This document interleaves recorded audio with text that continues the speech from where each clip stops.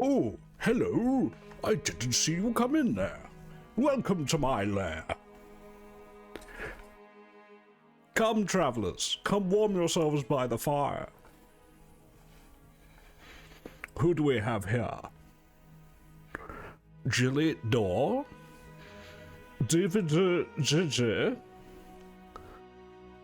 and Frankie underscore. Hello everyone. Come join me in my lair with my magic mirror and my book of inventories and skills.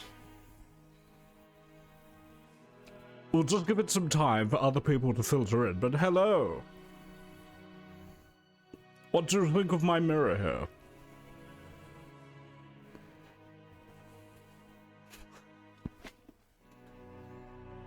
What does the mirror do? Well, you'll see, young traveler, young adventurer. Hello, experience underscore load.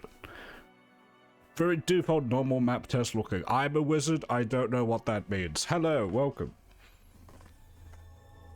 Why don't we discuss our days while we wait for people to come in? How is everyone today? My day has been fucking terrible.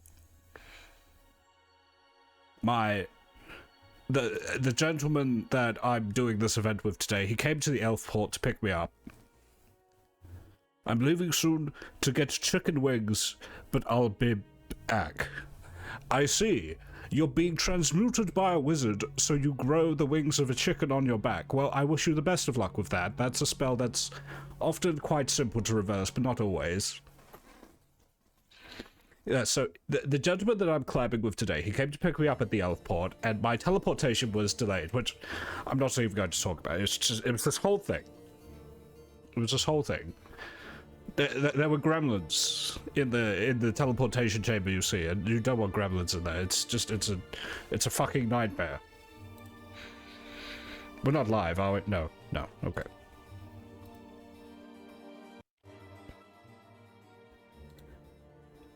What's my favorite spell?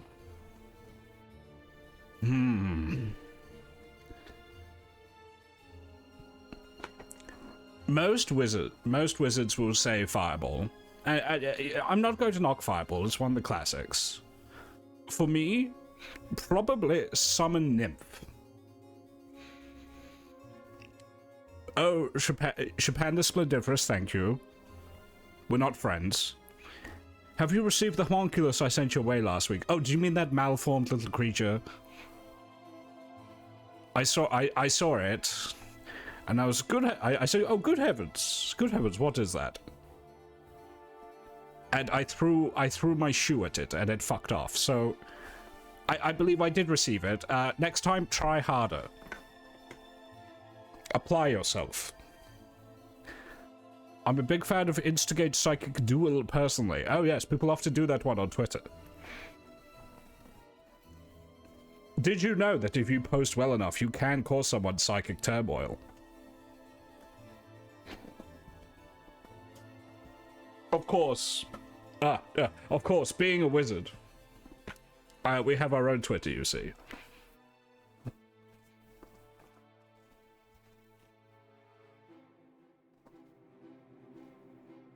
Excuse me, I'm trying to open my potion.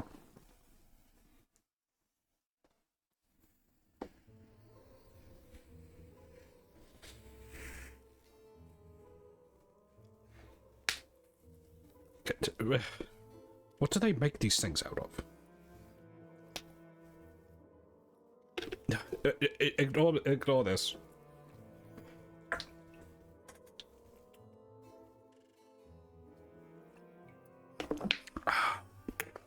That's a good potion. I cooked it up in my cauldron before I came out here. The sprite TSA at the elf port, they were like, "No liquids on here, sir," and I said, I cast testicular torsion upon them and passed through through customs. Is your orb normally red? The ones I've seen are blue. Oh, you're one of those, are you? One of those blue orb types. Wait a minute. I forgot. There's something I need to summon. There's something I need to summon in the orb. I almost forgot. Oh, good heavens.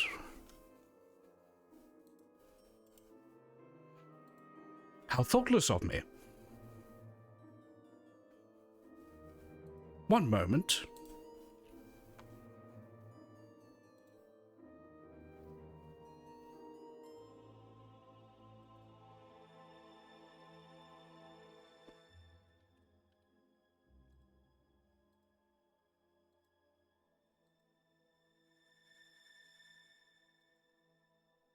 There it is.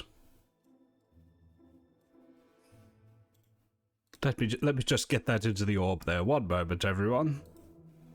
I said I must get that into the orb because it's very funny. Yes, that'll do.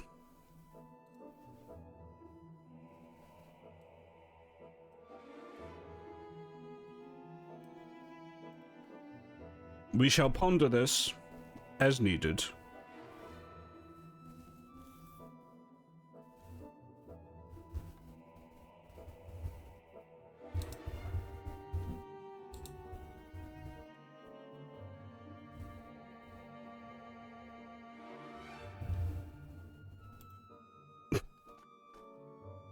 What's the ideal height for a mage tower? Well, that really depends on the mage tower. You must understand that you can't just ask, oh, excuse me, SHAPAN the Splendiferous, how high should I make my mage tower? No one can tell you that. Only you can know. Only you can know. How high? Should I make it faster?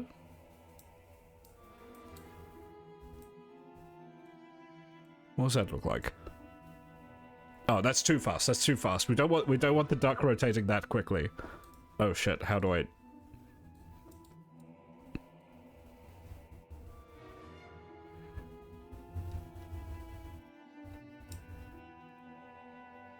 Oh, that's much nicer. That's much nicer.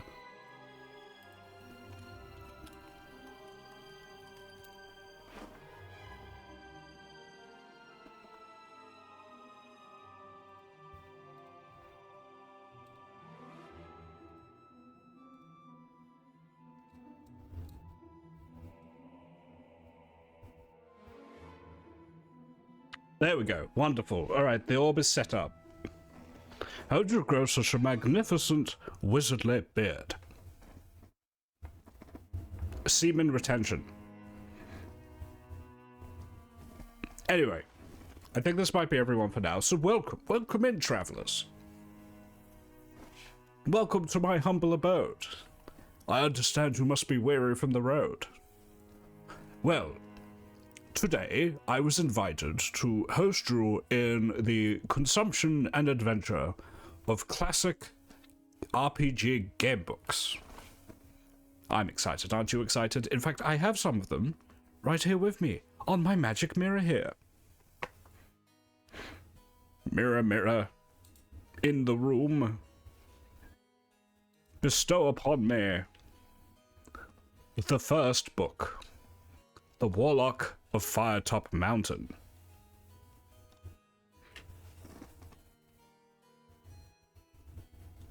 Oh, good heavens, look, there it is. We will be tracking some of the RPG mechanics, but not all of them, because I'm going to be honest, they're a fucking ball ache. Steve Jackson and Ian Livingston's Warlock of Firetop Mountain. A thrilling fantasy adventure in which you are the hero. And there I am there. That's what I look like in my younger years. Thinking about that guy once, I would have remembered. With, frankly, fantastic illustrations by Russ Nicholson. Did very well there. Thank you, Russ. Yeah, I'm not going to read all that. It's a fucking game book.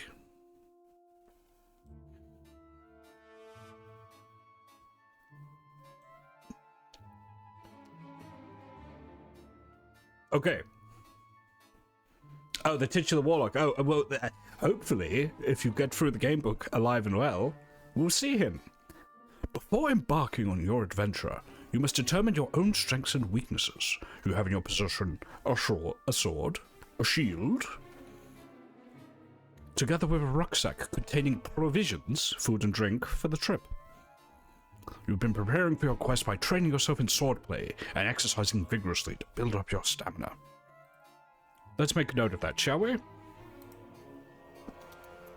A sword, a shield, a pack of provisions,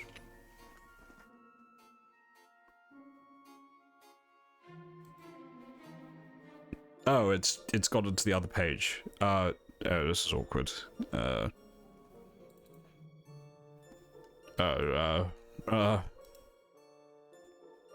we go. Lovely.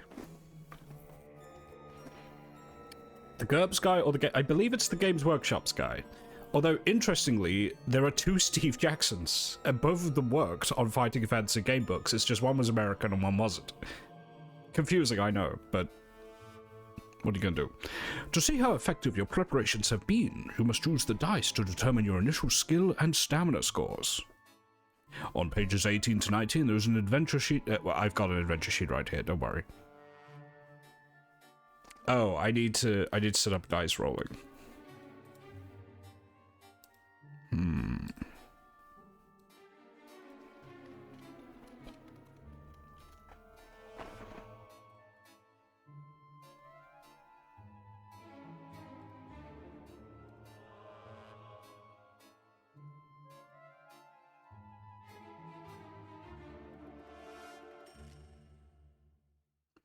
How do I want to do this?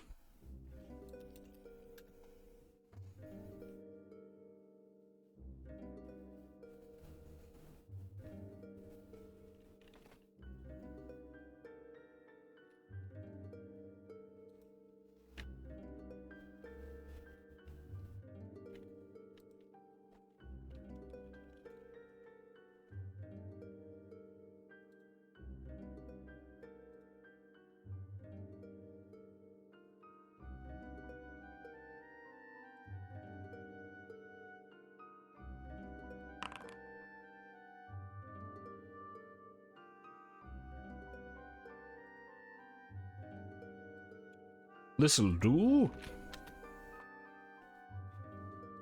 Does that fit? It doesn't fit on the screen. Fuck. One moment. What? I mean the mirror. The magic mirror. Doesn't fit on the magic mirror.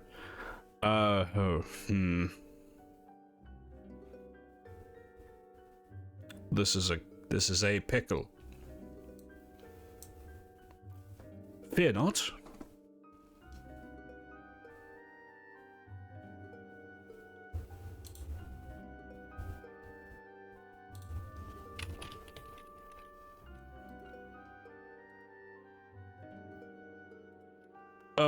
No.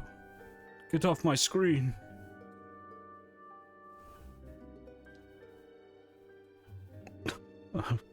It's a good thing I'm doing this now and not when we're in the middle of the game, eh?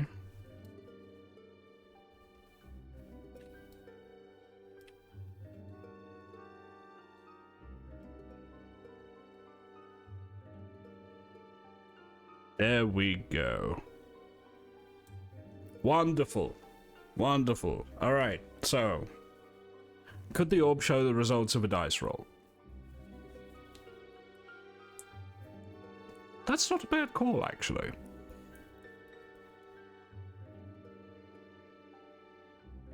You know, that's not a bad call. I'll go set that up before we begin proper.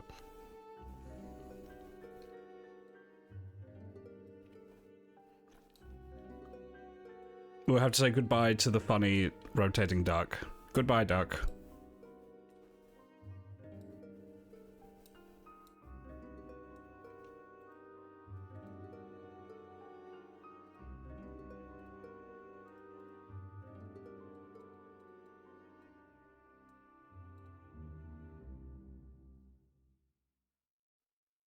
Keep the duck over the dice. All right.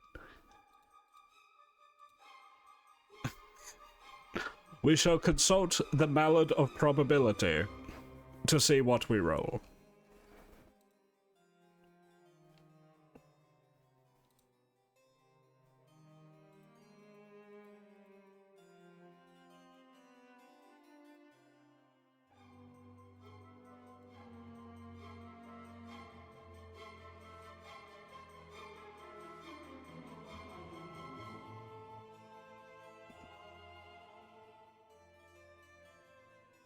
Alright, wonderful. Okay, so.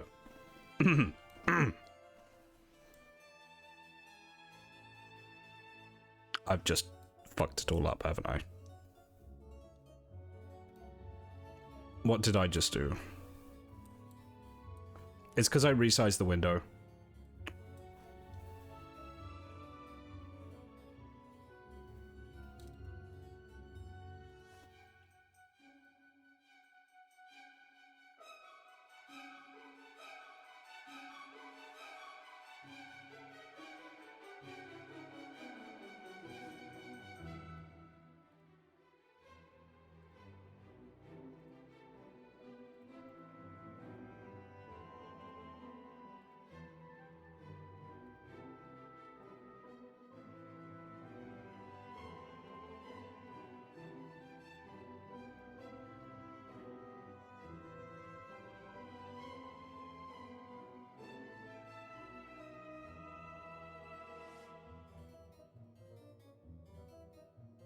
Oh no, you can't really see those. Alright. Dare I say, this is good enough for now.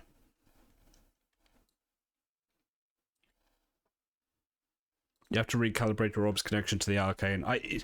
Which one of us is the master of the Arcane here? Is it you? Are you the Splendiferous? No, I didn't think so. Alright, so we have the mallet of probability. We must determine our skill. I must also return the music.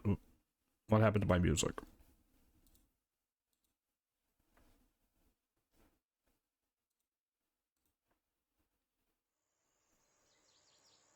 Okay.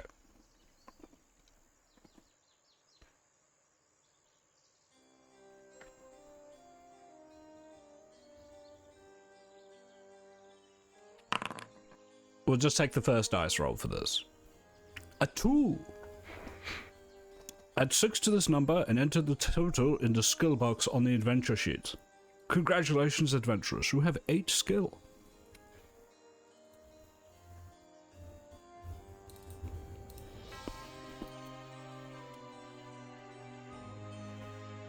Excuse me, my magical quill is malfunctioning. Roll both dice.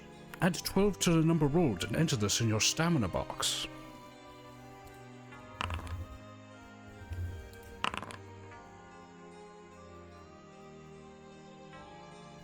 Oh, good heavens! That's almost a perfect roll. So that's 11 plus 12 is 23.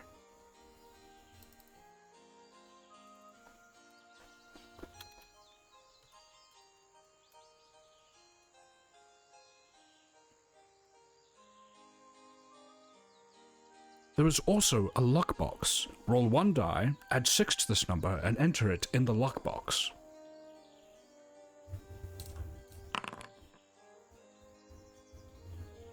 Three.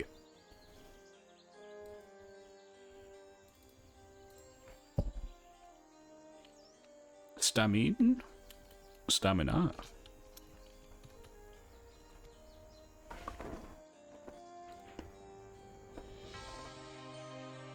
For reasons that will be explained below, skill, stamina, and luck scores change constantly when I'm not reading that.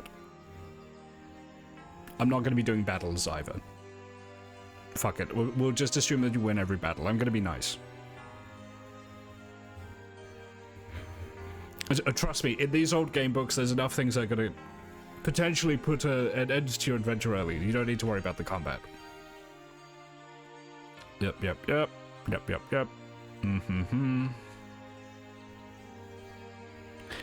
Okay, here is our first choice, adventurers. In addition to you're armed with a sword and you're dressed in leather armor. You have a rucksack on your back to hold your provisions and treasures. You also carry a lantern. Let's make a note of these. Leather, armor, a lantern, and you can choose one potion. A potion of skill, a potion of strength, or a potion of fortune. Choose now, adventurers. Which potion do you wish to take? I'm not going to be doing a poll. I'm just going to pick whichever one more people seem to say. It's not very scientific, but fuck it, I'm a wizard.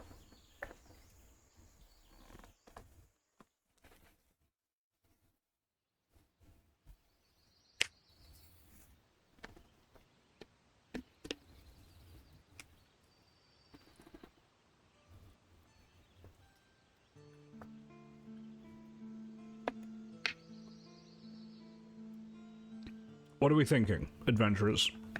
Potion of stamina? Potion of skill? Or potion of fortune?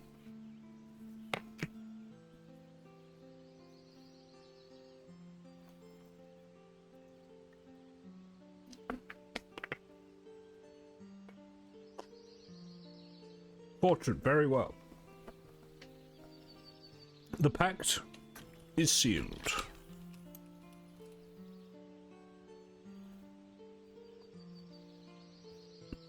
Adds 1 to initial luck. Remarkable. Well done, adventurers. You now have 10 luck. There is one true way through the Warlock's dungeon. It will take you several attempts to find it. Not tonight, it won't. Make notes. Draw a map as you explore. This map will be invalid. Whatever. I don't need to read this. This is the adventurer screen. Only a foolhardy adventurer would embark upon such a perilous quest without first finding out as much as possible about the mountain and its treasures. Before your arrival at the foot of Firetop Mountain, you spent several days with the townsfolk of a local village some 2 days' journey from the base. Being a likable sort of person... Yeah, this is a fantasy after all. Being a likable sort of person, you found it easy to get on with the local peasants. Though they told you many stories about the mysterious Warlock Sanctuary, you could not feel sure that all, or indeed any, of these were based in fact. The villagers had seen many adventurers pass through on their way to the mountain, but few ever returned. The journey ahead was extremely dangerous. That you knew for certain. Of those who returned to the village, none contemplated going back to Firetop Mountain. There seemed to be some truth in the rumor that the Warlock's treasure was stored in a magnificent chest with 2 locks, and the keys to these locks were guarded by various creatures within the dungeons. The Warlock himself was a sorcerer of great power. Some described him as old, others as young. Some said his power came from an enchanted deck of cards, others from the silky black gloves that he wore. The entrance to the mountain was guarded by a pack of warty-faced goblins, stupid creatures fond of their food and drink. Towards the inner chambers, the creatures became more fearsome. To reach the inner chambers, you would have to cross a river. The ferry service was regular, but the ferryman enjoyed a good barter, so you should save a gold piece for the trip. The locals also encouraged you to keep a good map of your wanderings, for without a map, you would wind up hopelessly lost within the mountain. When it came to the day of your leaving, the whole village turned out to wish you a safe journey. Tears came to the eyes of many of the women, young and old alike, who couldn't help wondering whether they were tears of sorrow shed by eyes which would never see you alive again. The steep face in front of you looks to have been savaged by the claws of some gargantuan beast. At last, your 2-day hike is over. You unsheath your sword, lay it on the ground, and sigh with relief as you lower yourself down to the mossy rocks for a moment of rest. You stretch, rub your eyes, and finally look up to Firetop Mountain. The very mountain itself looks menacing. The steep face in front of you looks to have been savaged by the claws of some gargantuan beast. Sharp, rocky crags jut out at unnatural angles. At the top of the mountain, you could see the eerie red coloring, probably some strange vegetation, which has given the mountain its name. Perhaps no one will ever know exactly what grows up there, as climbing the peak must surely be impossible. Your quest lies ahead of you. Across the clearing is a dark cave entrance. You pick up your sword, get to your feet, and consider what dangers may lie ahead of you. But with determination, you thrust the sword home into its scabbard, and you approach the cave. You peer into the gloom to see dark, slimy walls with pools of water on the stone floor in front of you. The air is cold and dank. You light your lantern and step warily into the blackness. Cobwebs brush your face and you hear the scurrying of tiny feet. Rats, most likely. You set off into the cave. After a few yards, you arrive at a junction. Will you turn to the west or the east? Choose now, adventurers.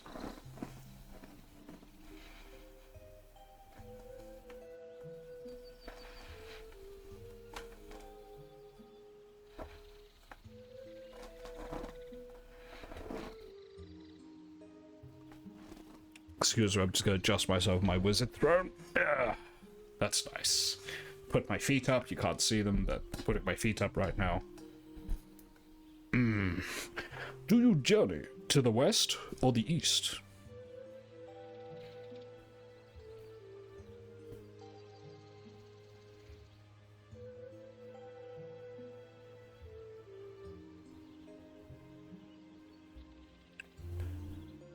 West. Very well.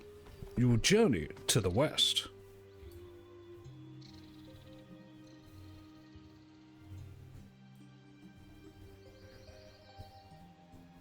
There is a right-hand turn to the north in the passage. Cautiously, you approach a sentry post on the corner, and as you look in, you can see a strange goblin-like creature in leather armor asleep at his post.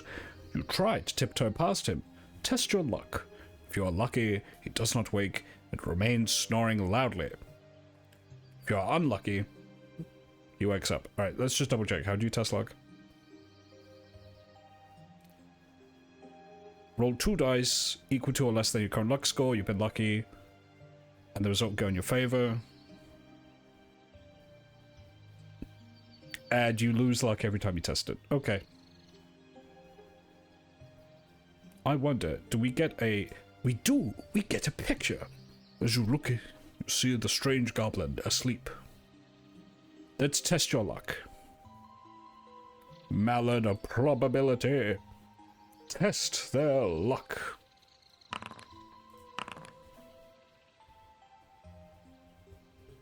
You have been found unlucky.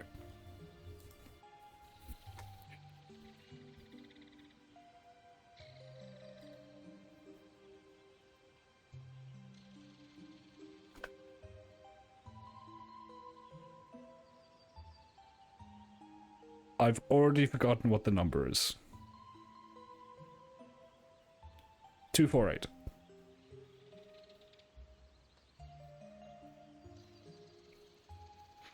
The creature that has just awakened is an orc. He scrambles to his feet and turns to grasp at a rope, which is probably the alarm bell. We must attack him quickly. If you defeat him, and we're going to assume you do, because it's going to take too long otherwise.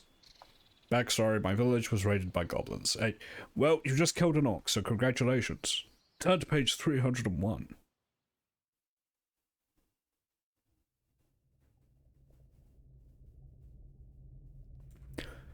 To your left, on the west face of the passage, there is a rough-cut wooden door. You listen at the door, and you can hear a rasping sound, which may be some sort of creature snoring. Do you want to open the door? If so, turn to 82. If you wish to press on northwards, 208.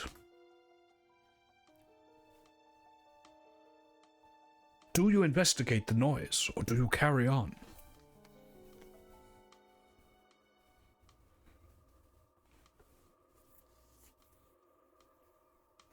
You wish to open? Very bold, travelers. I hope it doesn't turn against you.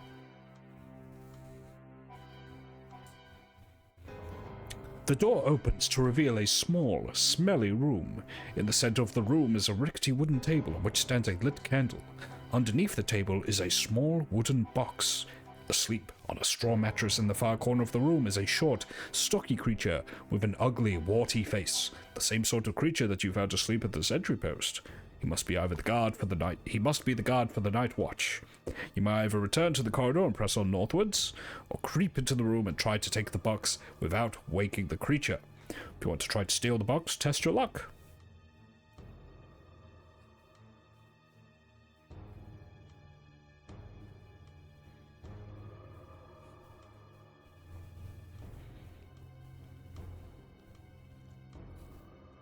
What do you choose, traveler?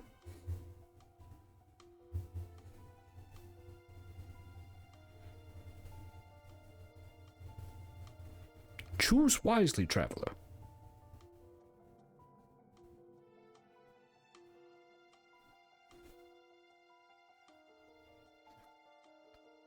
There are many perils in Firetop Mountain. You must choose wisely.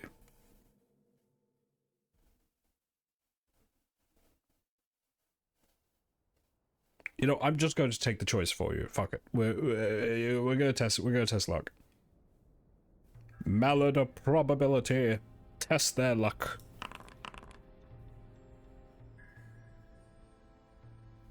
You have been found lucky.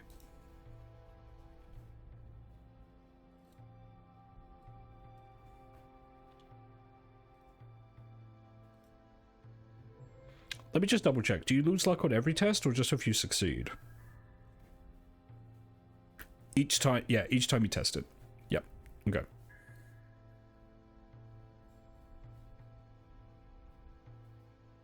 Where were we just at?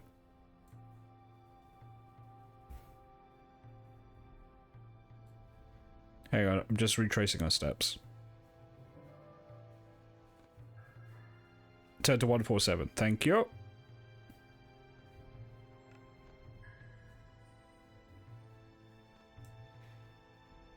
To leave the room and open the box in the passage. Inside, you'll find a single piece of gold and a small mouse, which must have been the creature's pet. You keep the coin and release the mouse, which scurries off down the passageway. Gain 2 luck points and head to 208.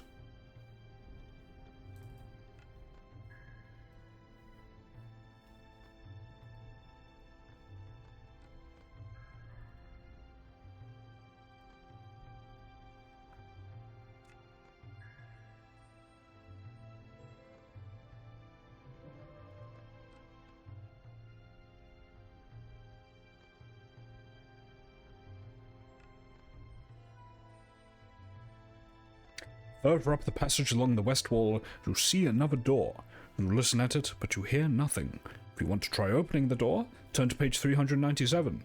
If you wish to continue northwards, turn to page 363. Do you wish to open the door, traveler? There may be great riches, or great peril.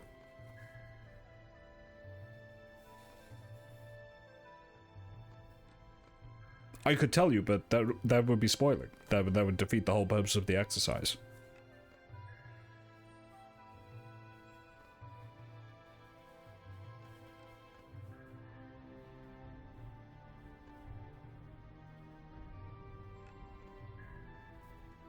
You love opening doors.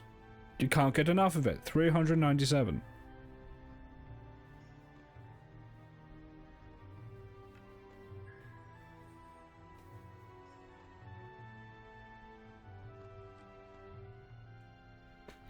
The door opens to reveal a small room with a sorry, excuse me, I'm being hexed. One moment.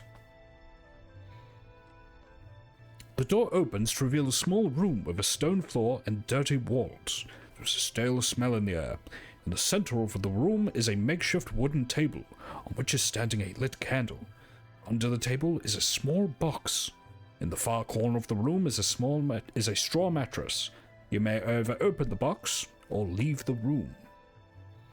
I take it that you love riches, so we're going to open the box, just to save time.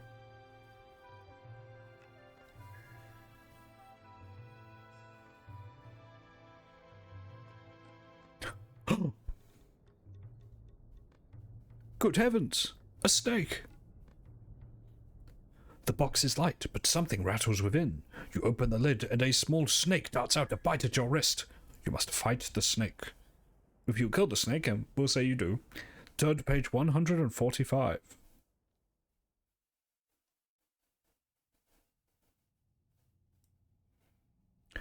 The box has fallen to the ground during your fight with the snake, and out of it has fallen a bronze-colored key with the number 99 carved into it. You may take this key with you, note it in your equipment list, and leave the room.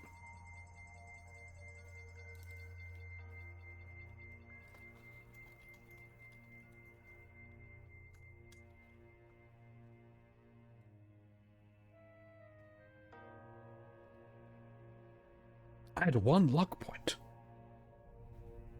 I believe you cannot go over your initial amount, so it stays at 10.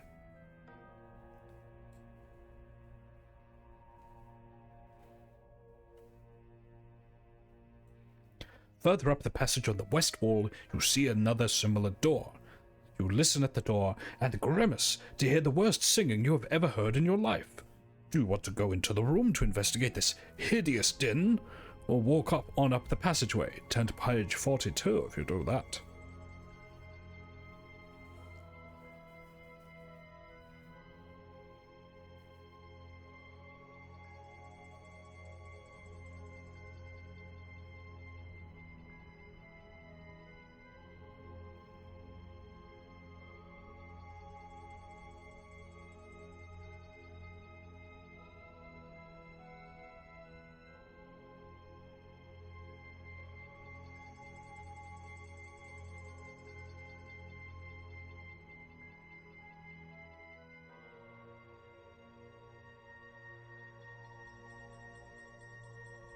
We'll open the door. Why not?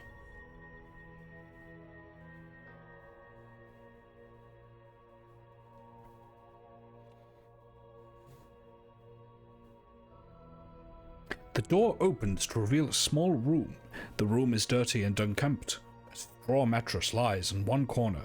In the center of the room is a wooden table upon which a candle burns, lighting the room with its flickering flame.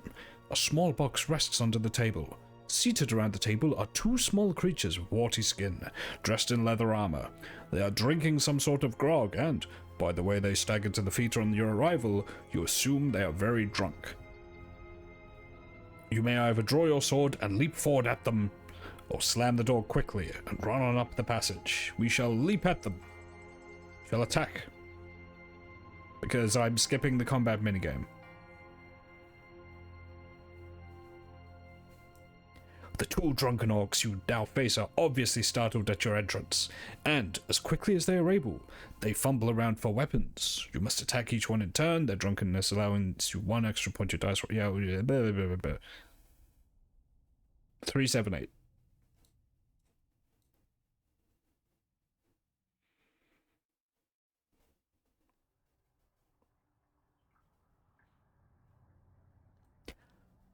You wipe your bloodied sword on the mattress. The green blood leaves a slimy stain on the straw. Stepping over the bodies towards the table, you flinch at the foul stench of the creatures. You pick up the box from under the table and examine it. It is a small wooden box with crude hinges. The name Farligio di Maggio is inscribed on a brass nameplate on its lid. If you wish to open the box, turn to 296. If you decide to leave it behind and leave the room, turn to page 42. Stretch? Indeed I shall. Stretching, stretching, stretching. Done. And now I shall enjoy a libation while you choose what to do with the Farligio di Maggio box.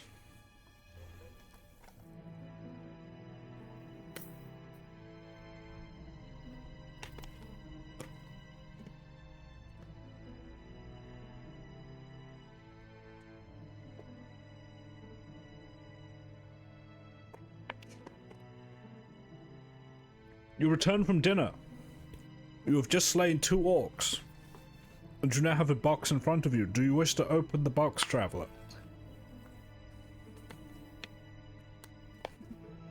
I hope your banquet was as nourishing as it was intellectually stimulating.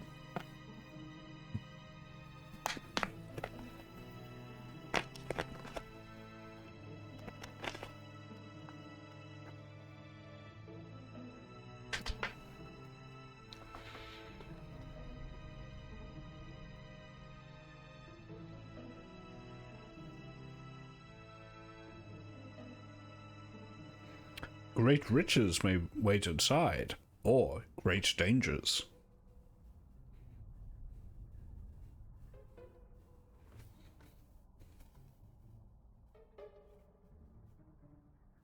Also, before I forget, thank you for the subscription.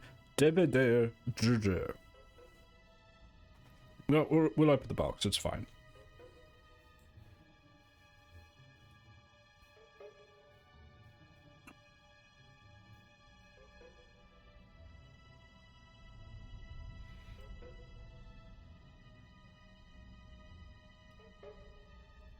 box contains a small leather-bound book entitled The Making and Casting of Dragonfire.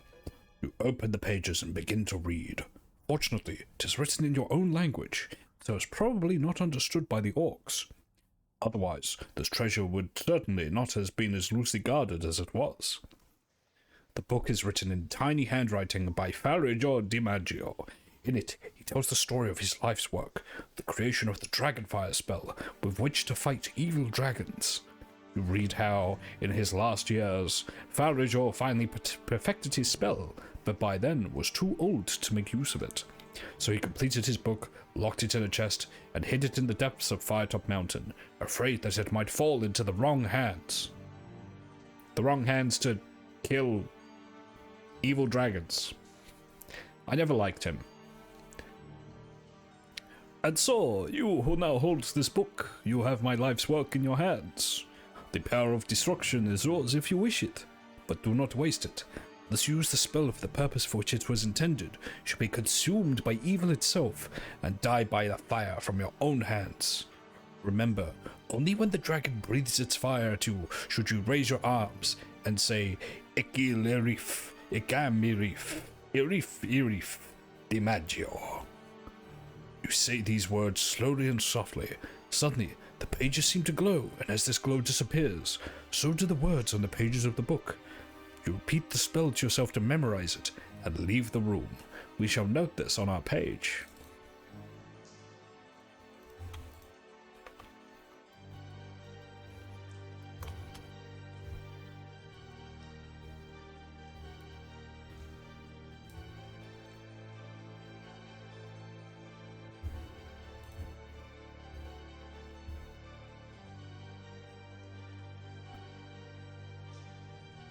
You eventually arrive at the end of the passage, at a three-way junction. You may either turn to the west or to the east. So, travelers, do you turn to the west or to the east?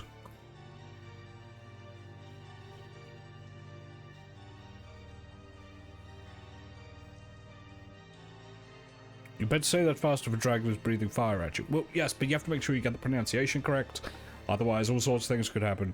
It could shoot lasers, it could shoot bubbles. I mean, lasers are probably good, but bubbles are not so much.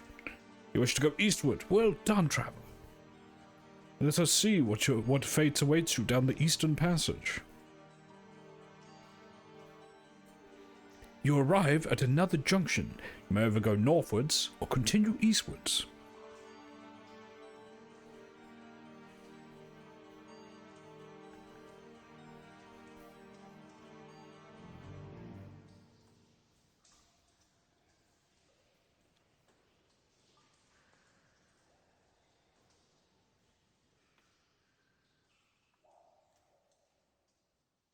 It's a lot of junk. It is. It's Firetop Mountain. It's confusing to navigate. Do you wish to continue down the eastern passage, or do you wish to go north?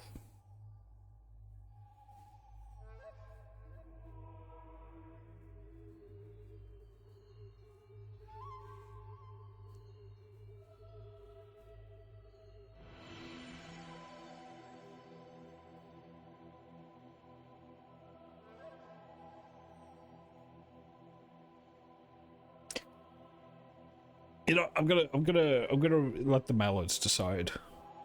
You like live north? All right, we'll go north. 285. Whoa. Oh. You see a well-used door on the right-hand side of the passageway.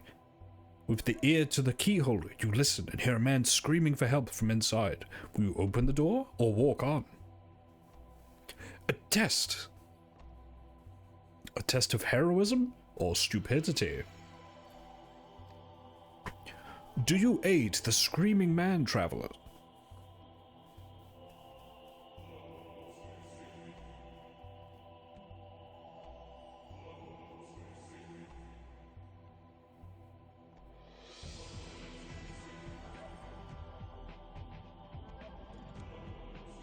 I like this song.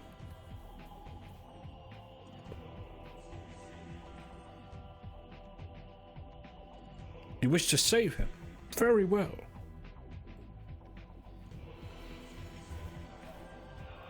The door is locked. You may try to charge it down by rolling 2 dice. If the number is equal to or less than your skill score, the door bursts open. If the number is greater than your skill score, the door remains locked. Let us turn to the mallet of probability.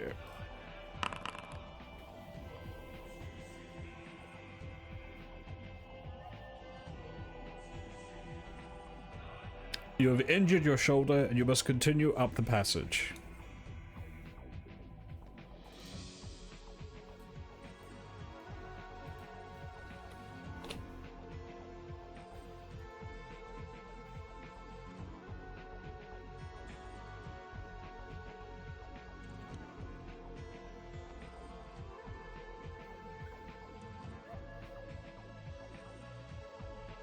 Further up the passage, you see a door in the east wall. You listen hard, but can hear no sound. Do you want to open the door to investigate? You've opened every door you've come across so far, so I'm just going to say yes.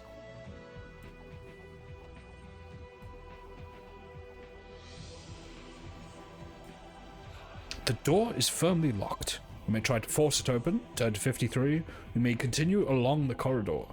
Do you wish to force the door, or do you wish to carry on?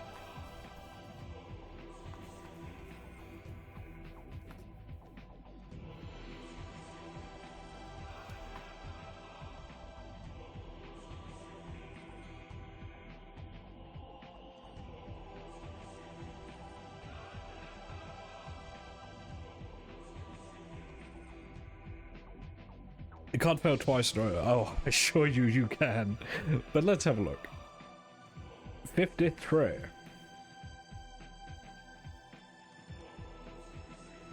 You charge the door, hitting it squarely with your shoulder. Roll 2 dice. If the number rolled is equal to or less than your skill score. Yep, okay. Mallet of probability.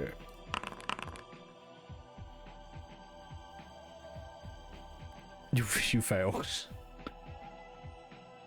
You lose 1 stamina point, you carry on. Oh, look at me, I'm the big brave adventurer. I can't even break down a single little door. The mallet giveth, and the mallet taketh. In your case, adventurer, the mallet mostly taketh. This is...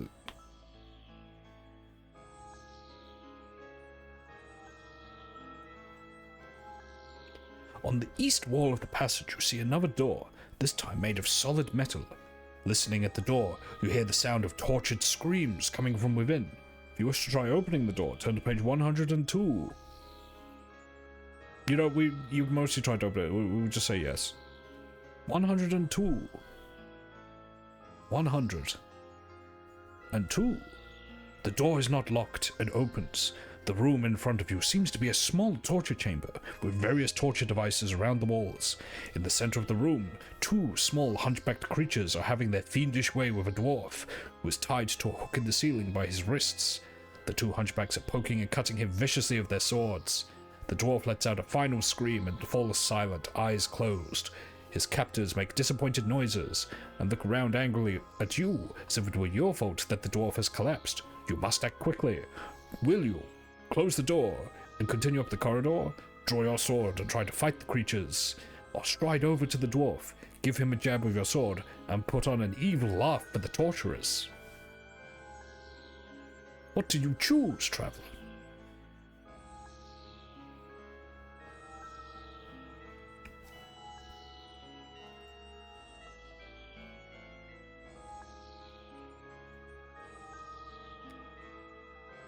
Oh, I have 1 for fight and I have 1 for jab. We need someone to break the tie.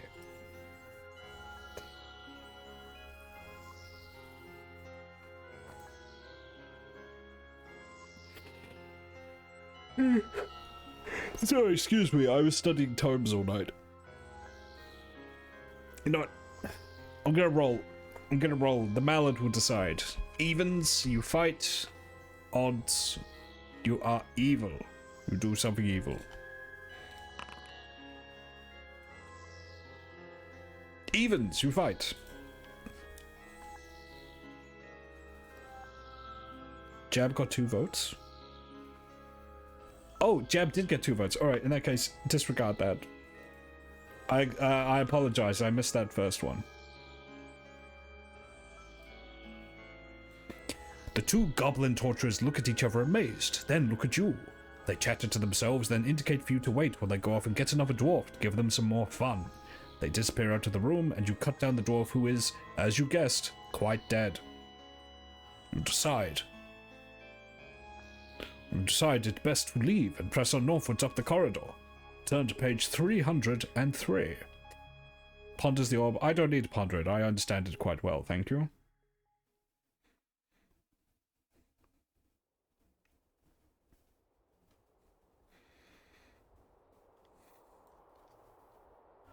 You arrive at the end of the passage, where it meets another going east-west, but an iron portcullis blocks your way, and no amount of charging is going to budge it. The wall to your right are 2 levers. It seems likely that these levers have something to do with raising the portcullis. Do you wish to pull the right lever or the left lever?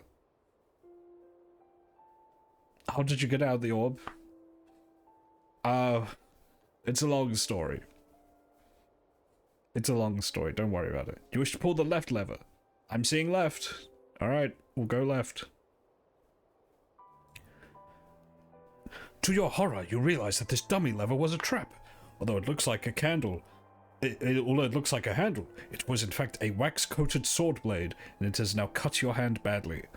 Do you use your right or your Did you use your right or your left hand? Roll 1 dice. The number you rolled is odd. That was the sword hand, and your fighting prowess has been severely hampered. Ooh, let's have a look.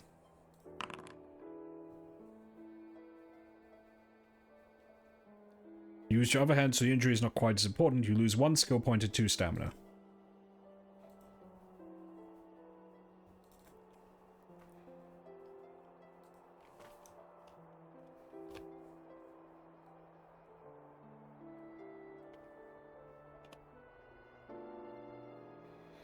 If you now wish to pull the right lever, turn to page 128.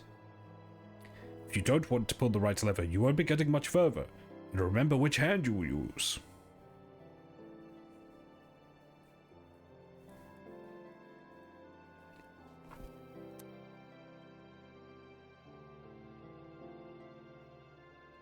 You hear a deep rumbling noise, and the ground begins to shudder.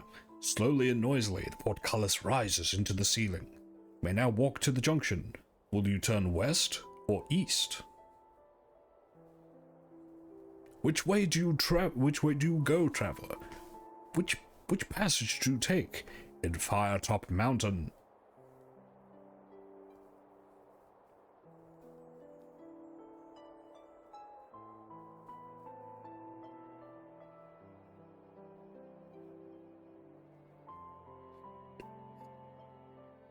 East. I see east.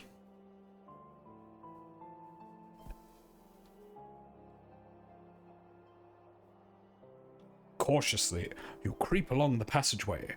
After a short time, it turns sharply to the north.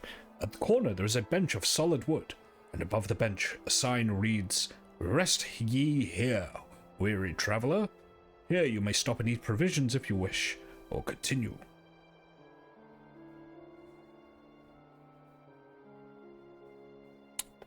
We'll continue for now, I believe. Surely not a trap. Oh, actually, no, we'll let you choose. Do you wish to continue, or do you wish to eat provisions on the nice, friendly bench? Look at it. It's quite nice.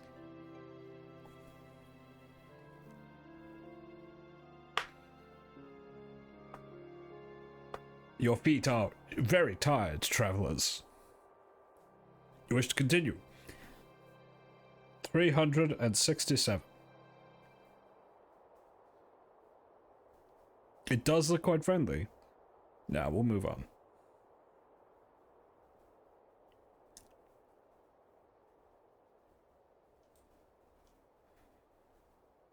You arrive at another junction in the passageway.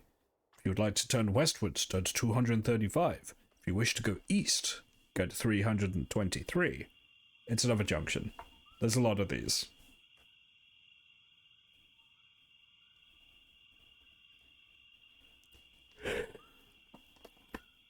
East. East. I see east.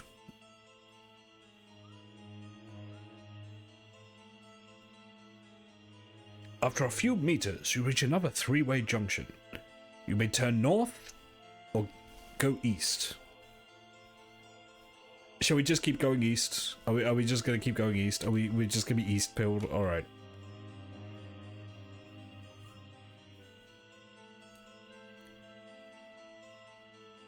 The passage ends in a sturdy wooden door.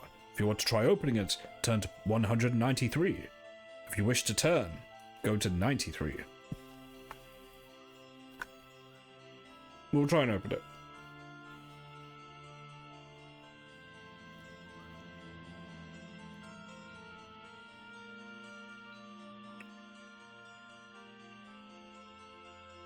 The door opens and you enter a small room. Your eyes widen as you look around to see that the walls of the room are covered in ornate stonework. Mosaics and marble inlays give the room a kind of beauty you have never seen before. In the corner of a room is a large metal statue of a one-eyed creature. In its single eye is a sparkling jewel. There appear to be no other ways through the room. You'll have to go back to the junction. But that large jewel is very tempting. Will you leave it alone and go back to the junction, or will you try to take the jewel with you?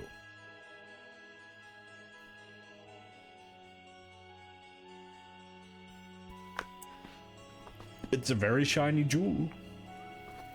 You must be tempted, travelers. Jewels are tempting.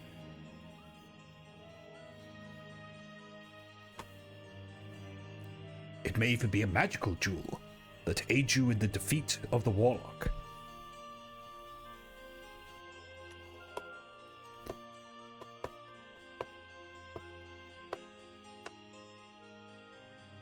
Do you need? I mean, do you need anything? Do you need armor? Do you need a shield? Do you need a sword? Come on, live a little. I don't want a jewel, I want my peanut. Jewels can buy many peanuts.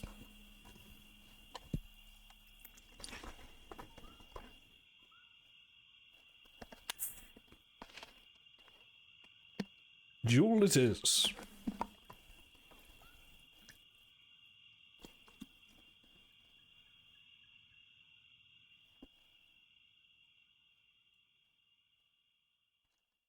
You approach the statue cautiously. A scampering behind you makes you flash around, but it is only a rat. You feel at the jewel, but it is solidly in place. You try to work your sword in behind it, and as you work, you hear an ominous creaking noise. To your horror, the statue is beginning to move.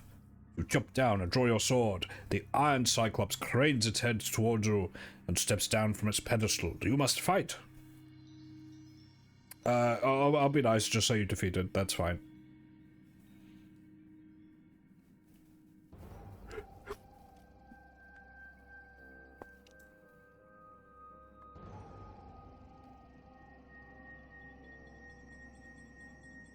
I don't want to slow us down with, like, RPG combat.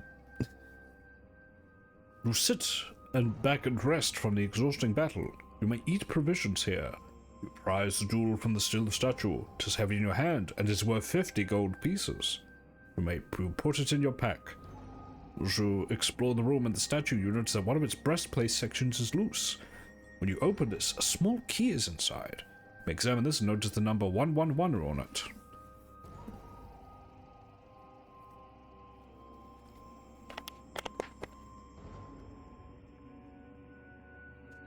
You take the jewel and you take the key.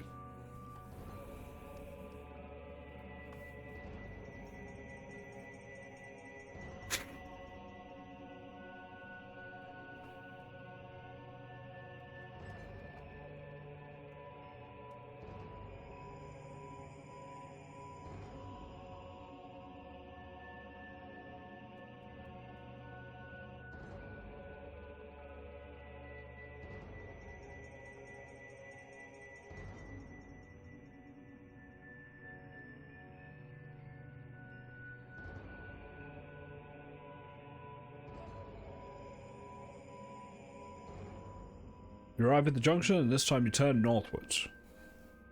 Wonderful.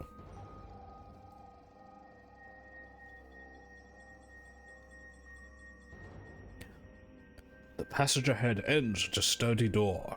You listen, but you hear nothing. You try the handle, it turns, and you enter the room. As you look around, you hear a loud cry from behind you and swing around to see a wild man leaping towards you, wielding a large battle axe. He is a mad barbarian, and you must fight him.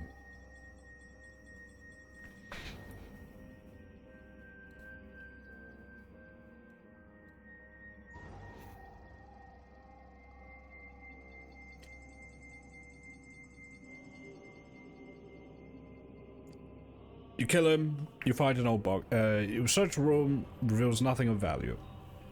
Although an old box in the corner contains a wooden mallet and 5 short stumps of wood sharpened at the end. You may take these if you wish. You can now leave through the door in the north wall. We'll be taking these.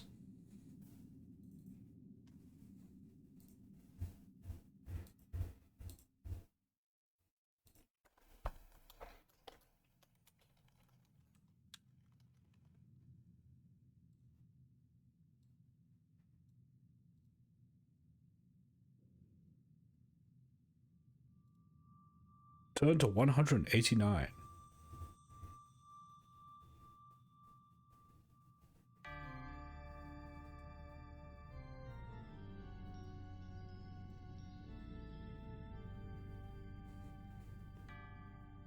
Ooh, we get a picture. The door opens into a short corridor which ends several meters ahead at another door, similar to the one you just came through. You listen and you hear nothing. You try the handle and it turns, allowing you into another room of a similar size. But this room is splendidly decorated, with a polished marble floor and rough walls painted white. On each of the 4 walls hangs a painting. There is another door in the north wall. You can either go straight through the room, or you may stop to look at the paintings. What do you choose, traveler?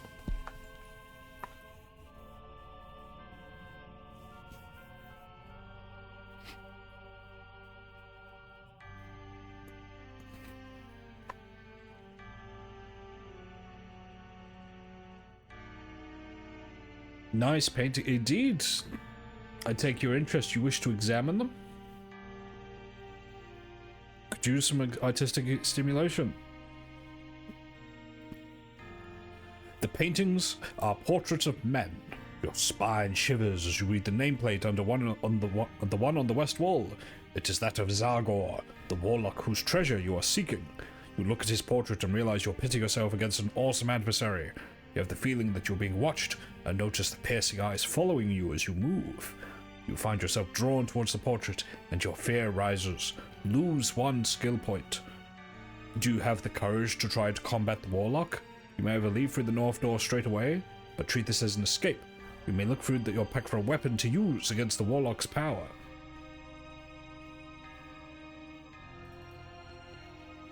Do you wish to run or do you wish to fight? Fight the warlock. Fight the picture of the warlock.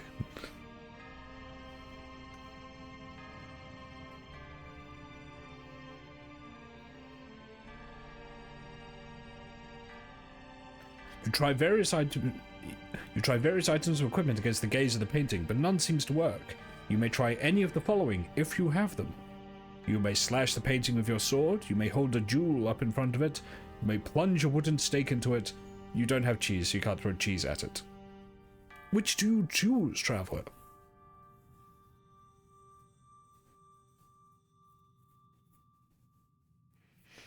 Yeah, I'm sorry to tell you, you don't have the cheese.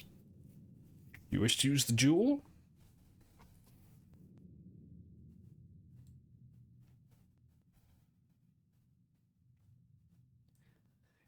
If you have the jewel from the Eye of the Cyclops, you hold it in front of the warlock. His intimidating stare turns to an expression of pain.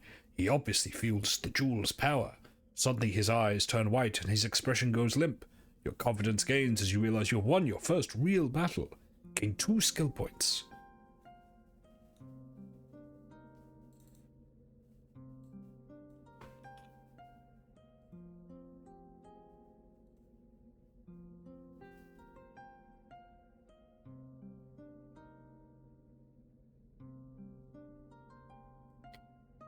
Open the door into a narrow passage and follow it northwards. Some meters up the passageway, it turns to the east, then to the north.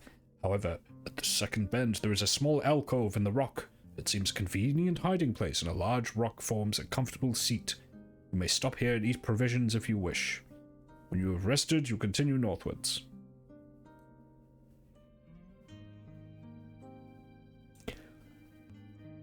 The passageway ends in another wooden door, this time a small one with a carved bone handle. You listen, but hear nothing coming from inside. You try the handle and the door opens into a pear-shaped room with a rough stone floor, making walking across it somewhat awkward. In one corner of the room is a pile of rubble, mainly stones and dust, but there are also two odd-shaped pieces of wood and a length of rope. The door on the north wall leads on. Will you examine the wood, study the rope, or leave through the north door?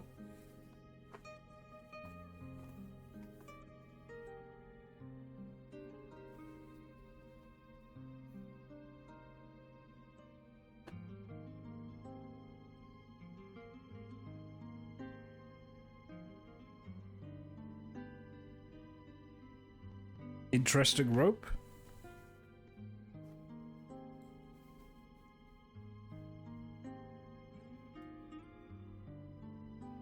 You pick up the rope. It looks normal. In fact, it looks as if it might be quite useful. You open your pack to put it in. Suddenly, it comes alive in your fingers, snakes quickly up your arm, and attempts to wrap itself around your neck. You struggle to cut the rope with your sword before its grip tightens. Test your luck. Mallet of probability.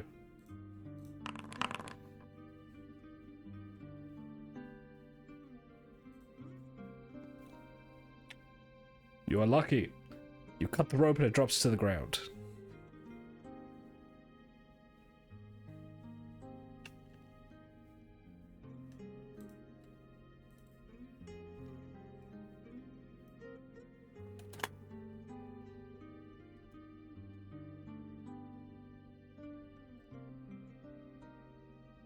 You may leave through the north door.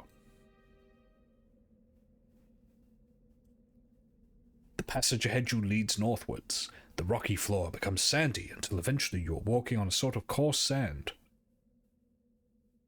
You notice the passage is widening, and ahead of you, you can hear a flowing river. You continue until you find yourself in a large cavern through which a river flows.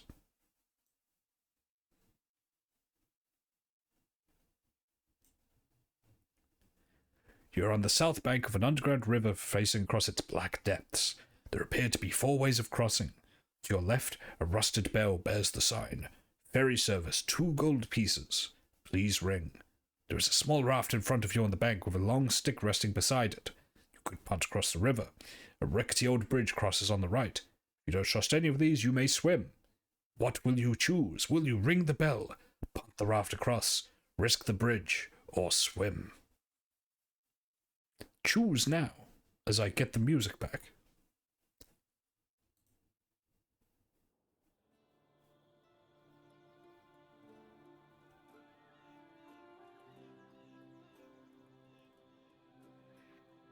Ring the bell. Bearing in mind, you have 51 gold pieces, 50 of them are the jewel. So if you wish to pay for passage, I believe you will be handing the jewel over.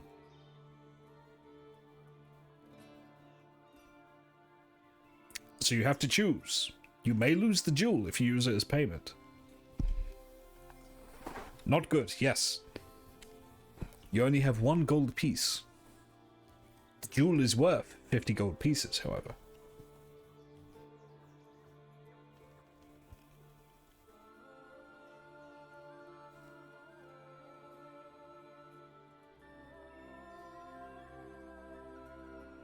Risk the bridge.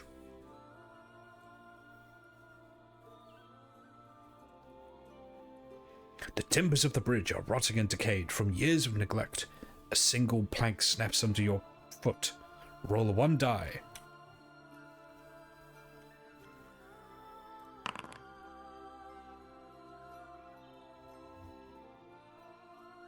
A roll of 6 sends you splashing into the river below.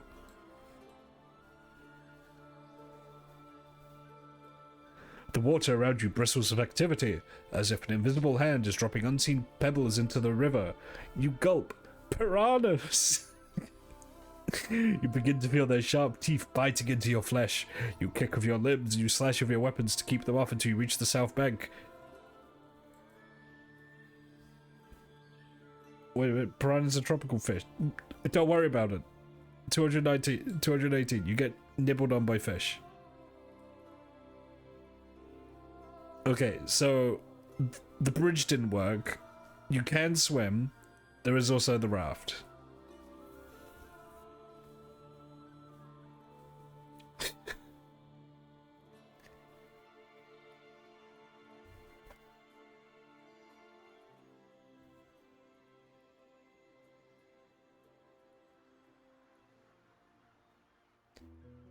What do they feed on in an underground river? Adventurers and travelers like yourselves.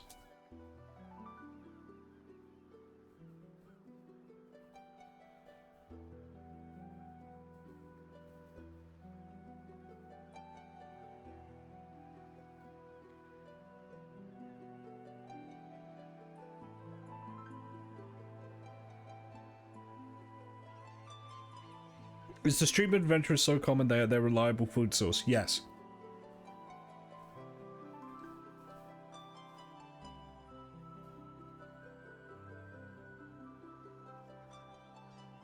Look, just don't get all pedantic on me, biology person. Just pick. Are you gonna use the raft, or are you gonna cross the bridge? Oh, you could try the bridge, I suppose. Yeah, we'll try the bridge again. We'll re-roll.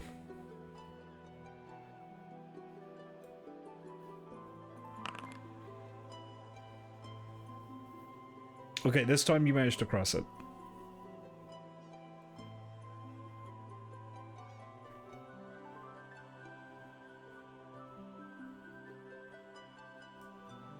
In the middle of the river, the bridge swings to and fro as it strains to take your weight. The handrail comes away suddenly as you lean on it. Roll one die. A roll of 6 means you fall into the river. You regain your balance.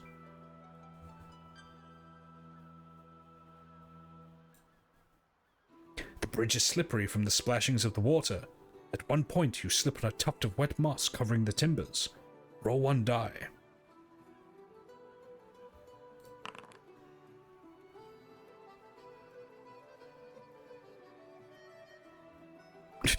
You fall into the river again. Is that the piranhas again? Stop falling in the river. Stop falling in the river, chat. Oh no! A huge jaw yawns open in front of you. By the size of it, the crocodile you're swimming towards must be at least 3 meters long. The beast slaps its tail in the water and glides towards you. Your combined thrashings attract a turbulence in the water that you don't notice now makes its way to your part of the river. Out of the corner of your eye, you notice this. You must decide what to do. You believe that the crocodile is on its last legs. You wish to continue, you can do so. If you win, otherwise keep the beast occupied. Oh, I'll tell you what. I'll roll a dice. And if it's 5 or 6, I'll say that whatever the turbulence is comes towards you.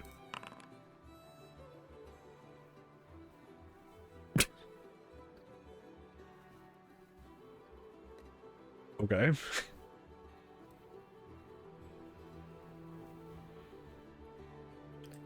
As the turbulence surrounds you, you can feel the jostlings of many small fish. They start ripping your flesh with vicious bites. You notice you're being surrounded by piranhas.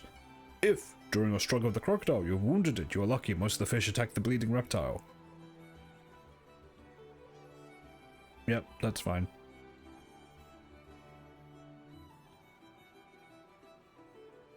You get to the far shore.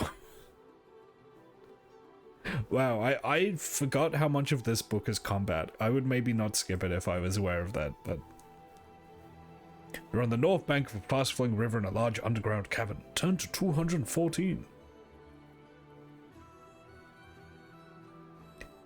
Facing northwards, the rock face is smooth and glistening with moisture.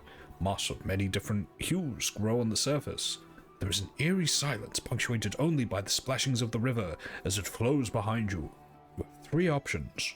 A passage runs off to the northwest.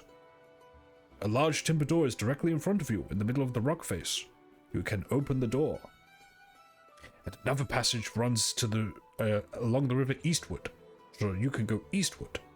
You can go northwest, or you can open the door.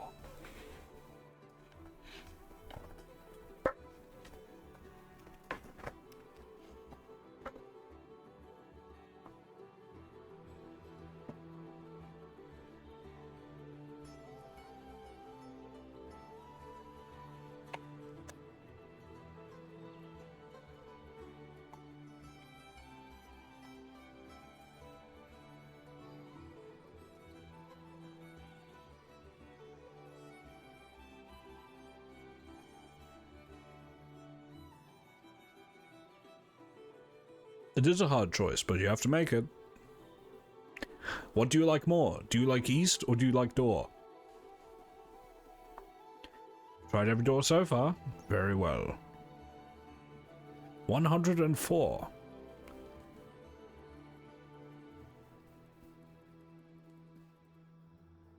You find yourself in a short, narrow passageway with a door ahead to the north.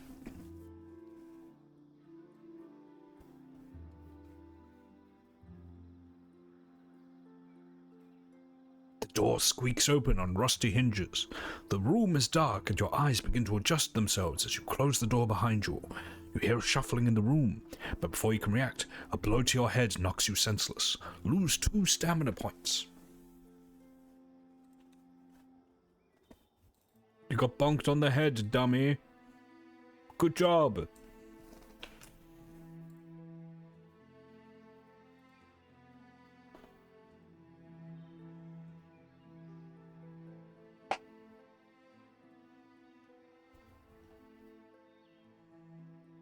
You awake with a throbbing head and you look around.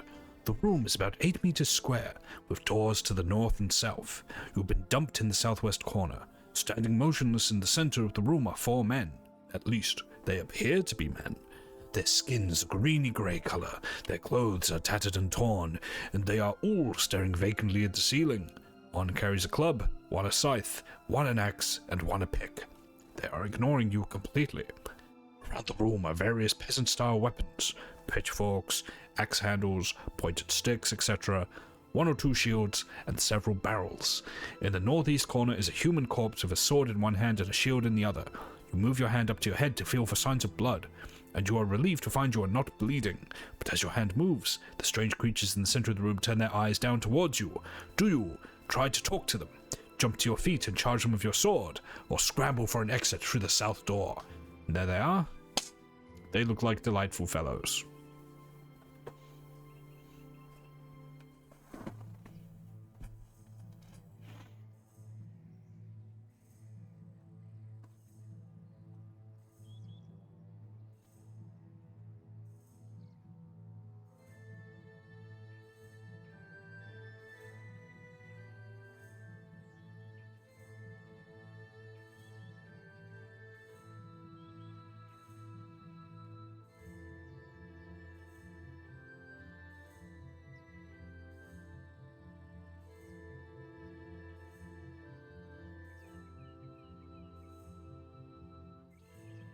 Do you wish to charge them, or do you wish to escape?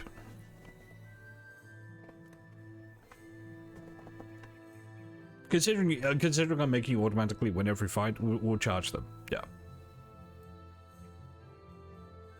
I may change that for future. The 4 creatures shuffling towards you are mindless zombies. Their vacant eyes suggest that their actions are controlled by a will which is not their own. You're still too dizzy to think properly, but you must act quickly. The first zombie reaches you and prepares to swing its club. You must fight him. You defeat all 4. Yup. You get 2 luck points. That's fine. Excuse me, that's the potion talking.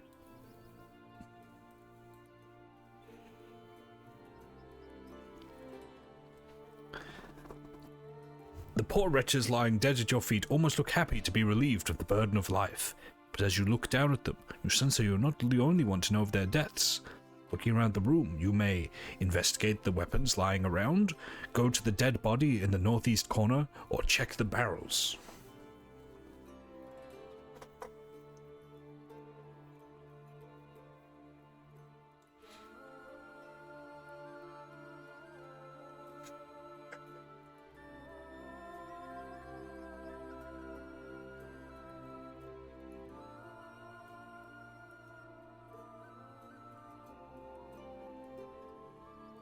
The barrels contain a clear brown liquid. You sniff it. It smells like rum. You taste it.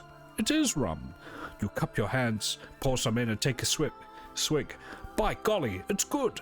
Restores 6 points of stamina.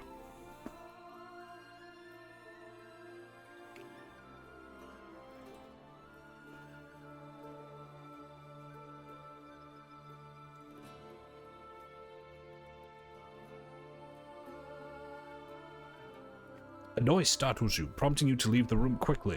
You walk up to investigate the north door.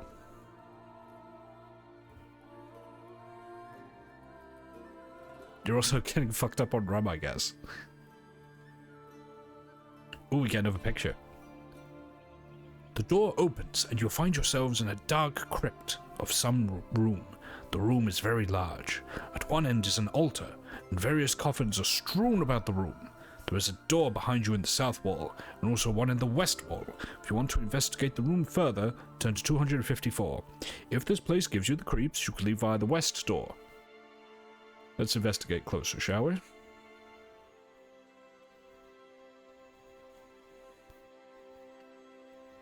The silence is deathly. A slow drip startles you as you creep around the coffins. The altar is ornately carved and studded with jewels. Beautifully woven drapes hang from the walls, though they are threadbare in places. There are 3 coffins in the room.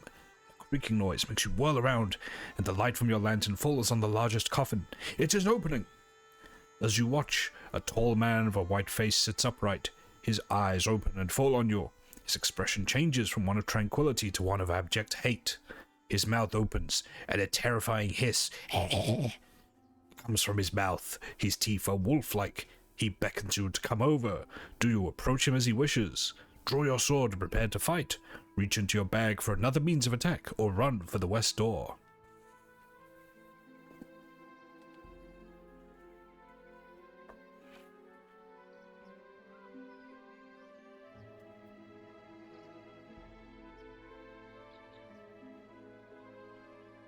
You wish to approach? Seems friendly. Very well.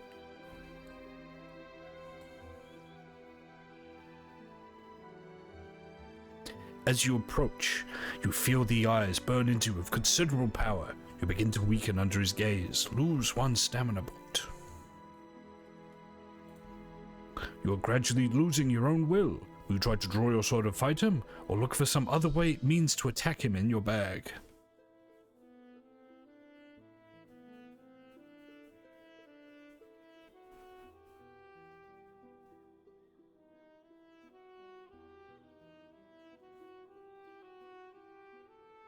Can we duel him? Let's have a look, see what we've got. You can't duel your way out of every single one of your problems.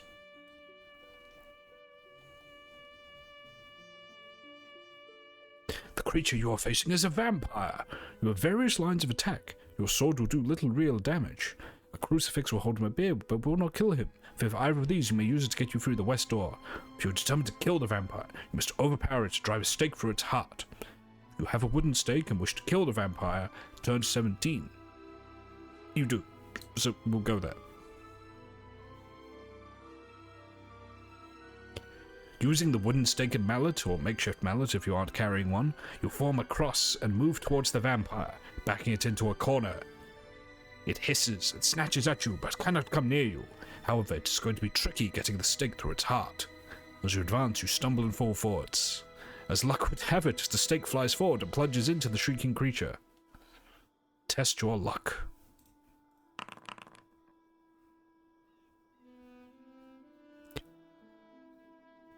You are lucky, and the stake pierces the vampire's heart.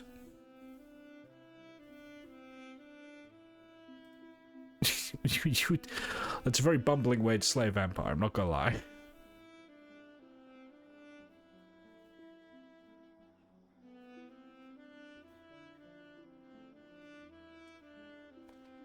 The body on the floor turns visibly older in front of your eyes. The face looks 50, then 90, then well over 100 years old.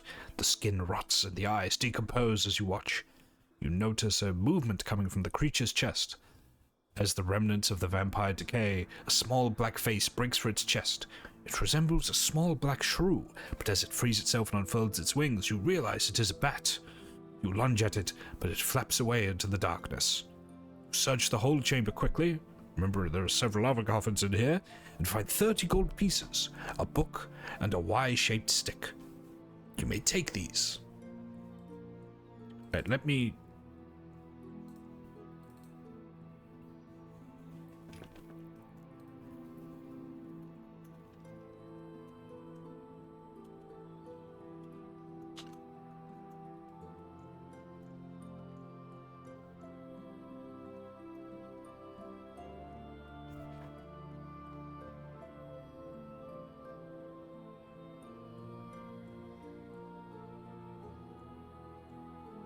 Oh, it's not gonna fit on.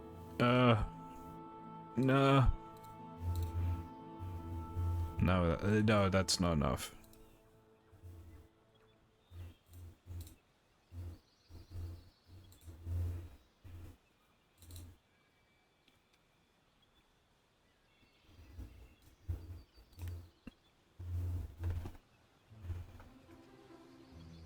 You can leave through the west door.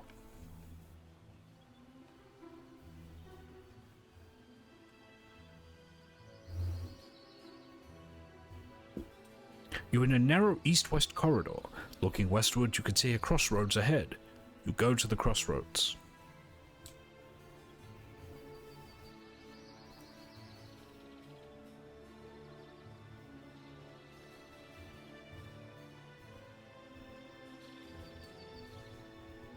Standing at the crossroads, you may either go north, west, or turn south. North, west, or south, travelers. Choose. Choose your route.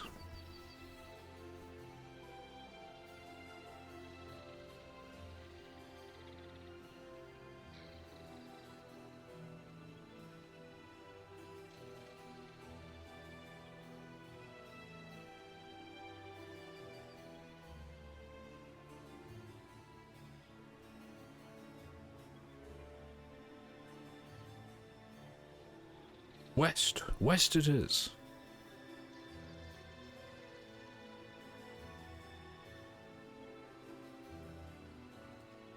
You follow the passage westward until it turns round the corner to the south. Just before the bend is a signpost which reads, "Under construction." In front of you is the beginning of a stairway leading downwards. Only 3 steps have been built so far. A number of shovels, picks, and other tools were lying on the ground around the steps, but as you turned the corner, they suddenly flurried into action and began working on the steps. You are now watching various tools digging and hammering, as if being handled by invisible workers. A humming chant becomes louder, and you recognize it as, "Hey ho, as off to work we go." As you stand watching, you start to chuckle. The scene is quite amusing. You sit and watch, and even manage to chat to some of the magical tools. You gain 2 stamina and 1 skill point while you relax. You're talking with magic tools. How whimsical, how fun.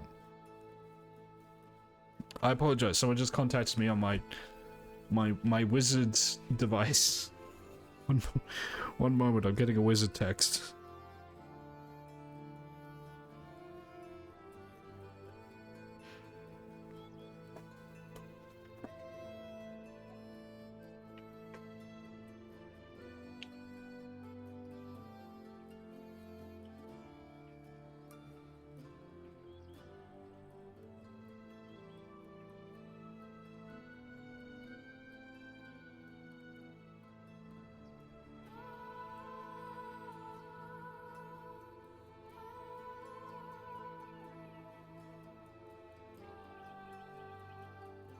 You go back to the passageway to the crossroads, you go northwards or southwards.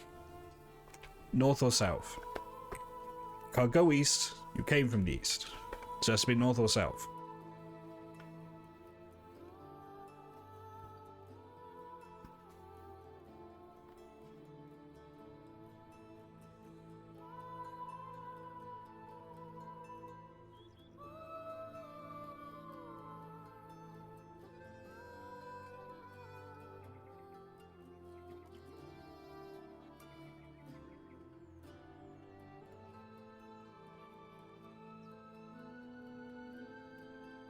South. Very well.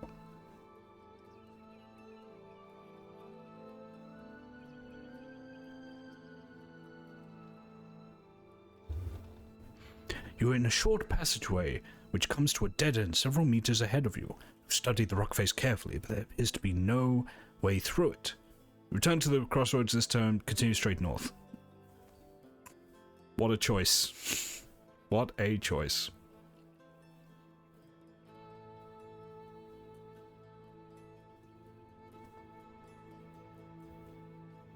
You are following a passageway which leads ahead to the north.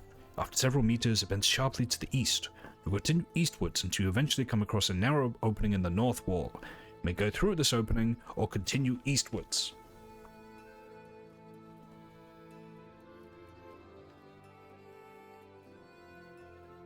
Do you wish, traveler? East we go, very well. You ignore the opening and you head east.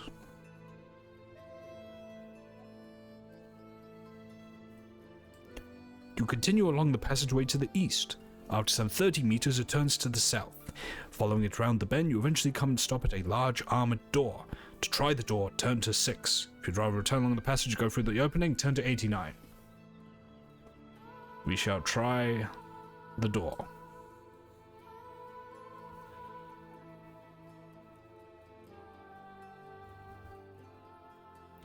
The large solid door has no handle. You charge it, but to no avail. The door is not going to judge. It's not going to budge. You decide to give up and go for the opening you passed. Again, what is the point?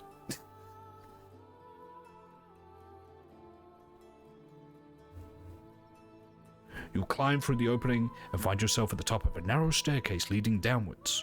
Cautiously, you descend the stairs.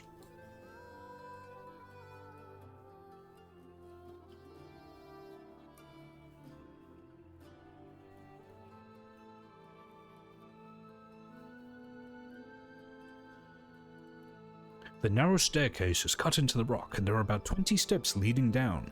At the bottom of the steps, a passageway leads you into a large open chamber.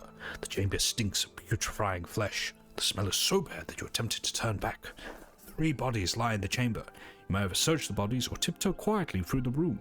What will you do? Will you search the first body, the second body, the third body, or will you tiptoe?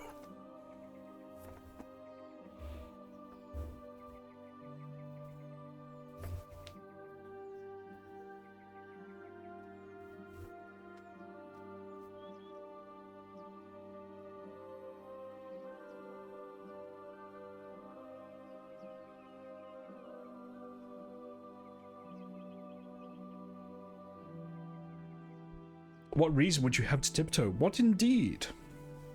I mean, you did just see some zombies earlier, so that could have something to do with it. That could be part of it. Maybe.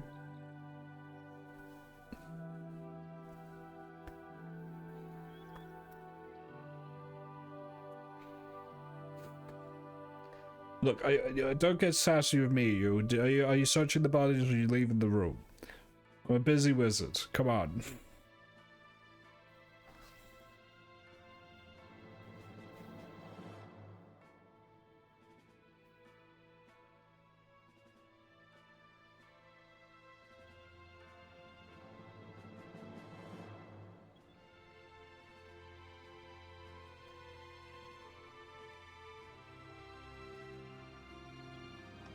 Which one? Do you want to search the first body, the second body, or the third body? Because you have 3 options here. 2. Very well. Number 2.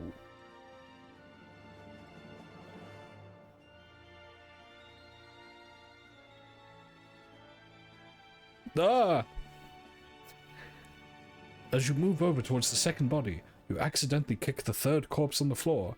Its eyes flick open, and it quickly sits up and slashes at you with its long, sharp fingernails.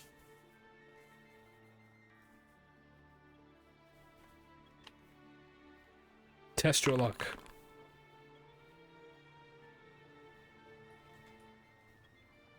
You take a point of damage.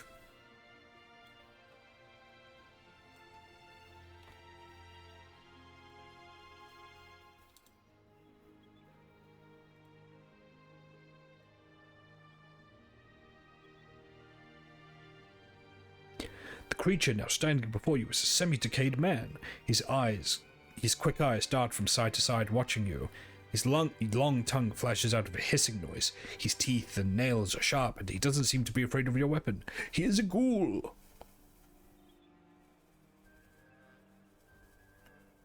He has the ability to paralyze you if he scores 4 separate wounds on you during the battle, so beware. To simulate that, I'll roll a d6. If it's a 6, then he paralyzes you.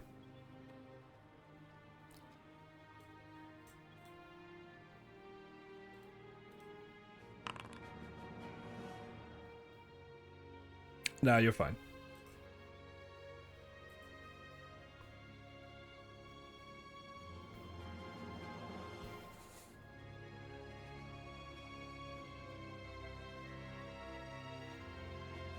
The ghoul twitches and dies at your feet. Okay, so I'm gonna be honest. I read this book a bunch as a kid. I seem to remember there was a bunch more gotcha deaths, and it was less like just constant combat. I seem to remember there was a bunch of gotcha deaths, but I'm not seeing them now, so maybe I'm thinking of like a different book. The ghoul twitches and dies at your feet. You search its body and find little of interest. A couple of earrings with 1 gold piece between them are in one of its pockets. You may take these. If you haven't searched the first body, you do so and find 5 gold pieces, which you may also take. You also gain 1 luck for killing the ghoul. We're rich.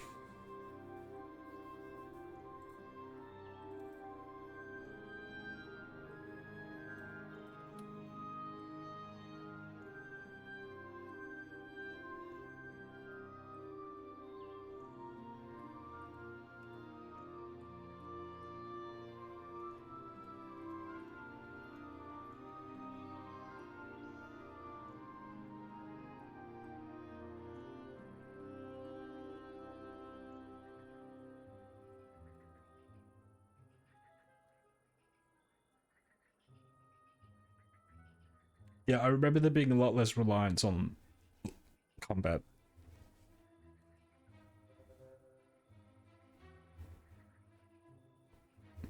Let's search the second body, shall we?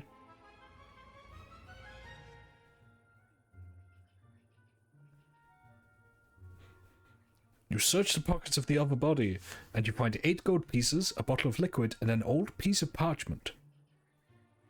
You may take these items. To read the parchment, turn to page 212. To test the liquid, turn to 369. What do you choose, traveler? I've heard a wizard is in town. You have indeed. Hello. Hello, Game R.R. Soph. Welcome in.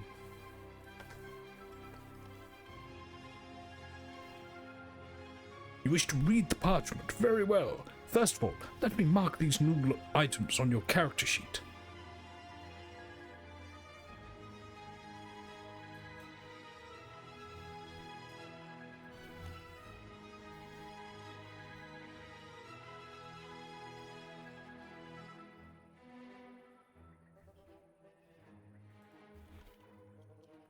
Vial of liquid. Wonderful. Oh, my bed. There we go. 212 to read the parchment.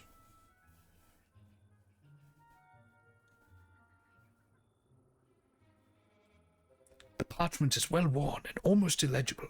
It is a map of some sort, headed the Maze of Zagor. You can make little sense of it, though a room to the north is marked GER. Another to the east is marked SMPLE. You fold up the map and put it in your pocket. If you've not yet tested the liquid and you wish to do so, turn to 369. Otherwise, you can make your way northwards.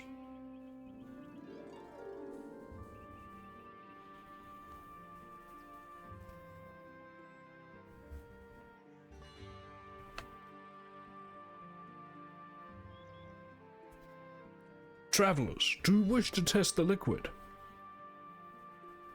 Do we test the liquid? You have a vial of liquid and you're unaware of what kind of liquid it is. It could be cola. It could be a sewage sample. It could be a mix of the two. We just don't know.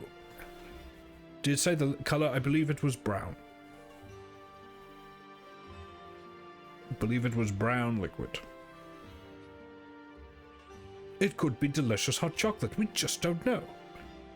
Drink up? Well, I believe you're going to test it first. You're not going to... More rum. Could be. Could be more rum. Wonderful. Let's find out together, shall we? You swallow some of the liquid. The liquid is smooth and watery, and as you drink it, you begin to glow. You feel euphoric and a little drunk at the same time.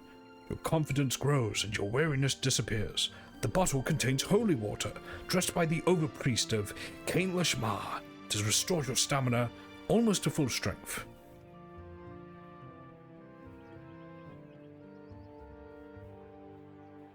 Add points to your current skill to take the total to 1 point under your initial skill. You may add 4 luck points to make it such a lucky find. Yeah, you're kind of maxed out on everything already, so. If you already looked at the parchment, you may leave northwards.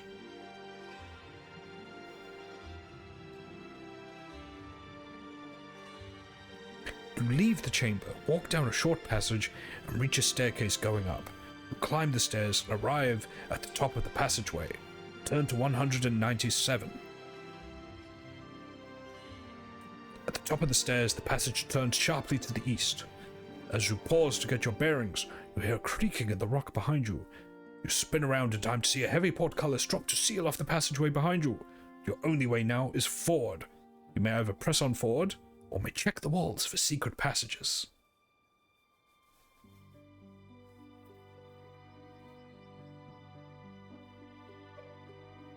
What will you choose, travelers? Do you wish to check the walls for secret passages, or do you wish to continue down the passageway?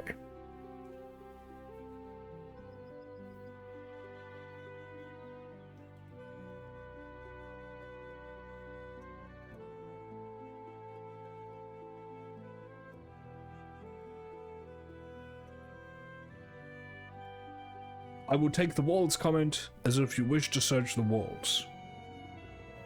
295.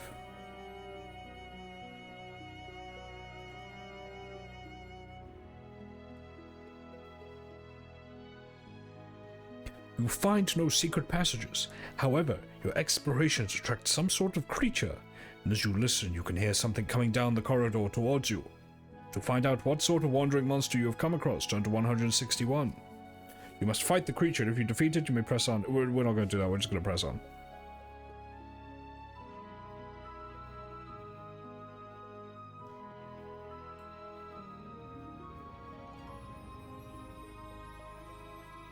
Whatever, we're not going to do that.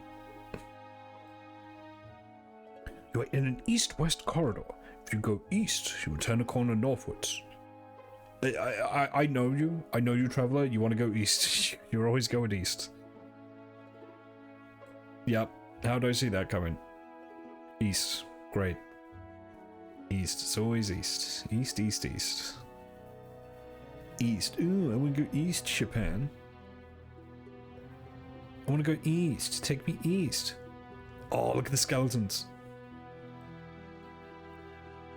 You are at the south end of a north-south corridor. Looking northwards, you will see a passage coming out from the east wall. Do you go up this passage? Do you search for secret passages as you walk northwards?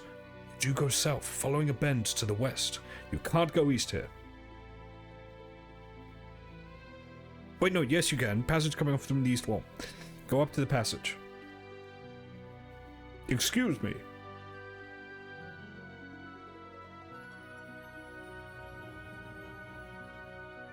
You are standing at a T-junction, where a passage to the east comes up from a north-south corridor. Do you go south? Do you check for passages on the way southwards? Do you go north? Do you check for passages on the way northwards? Or do you go east?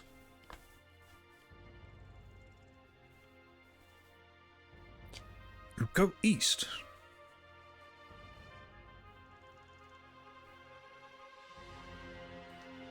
You are standing in the middle of an east-west corridor. To the east is a dead end, which you can investigate by turning to 315. To the west is a similar junction. Is a familiar junction. 52. Another passageway, quite a short one, leads off from the north and ends at a large wooden door. If you wish to try the door, go to 227. Which way do you go? Please don't say east again. East leads to a dead end.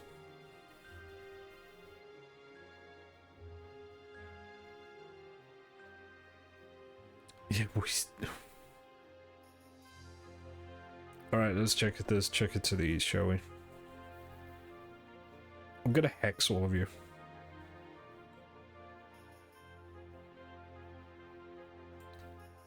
The dead end appears to have no secret passageways. And you can check by turning to 306.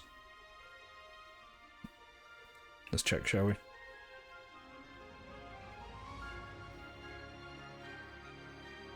Yeah, no, okay. It's all just constant creatures in here. You tried to say east in the spam filter, got you. We're standing in the middle of these, yep.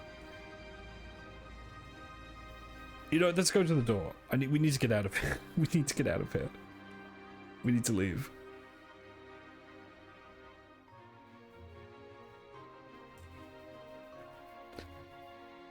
The door opens and you find yourself in a small, smoke-filled room.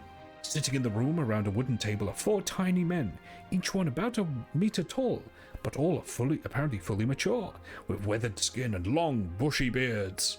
They are cursing, laughing, and joking as they play a card game. Every one of them is leaning back on his tiny chair, puffing a long clay pipe. On the table are a number of copper coins and 4 mugs of ale. Look at them! How delightful! As you walk in, their merriment stops. They are on their guard, but don't appear to be too dangerous.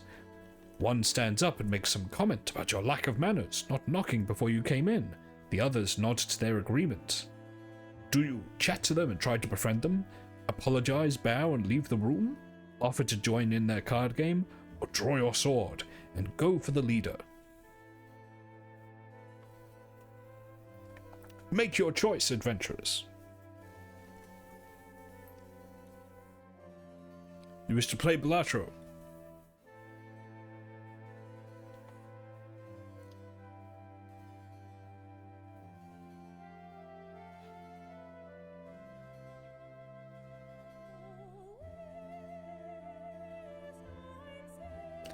Hesitantly, they agree to let you join. As you play and chat, they loosen up and eventually you are all laughing and exchanging stories. They seem quite harmless. You may play cards either fairly or you may try to cheat. If you wish to play fairly, turn to 346. If you wish to cheat, turn to 91. Do you wish to cheat at the card game with the little guys? You wish to play fair?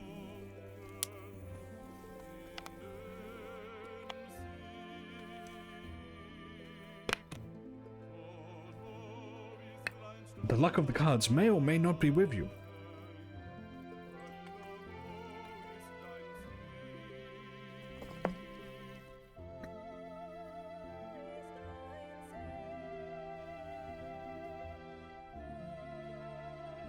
We'll just test luck. We'll just roll luck. Hang on.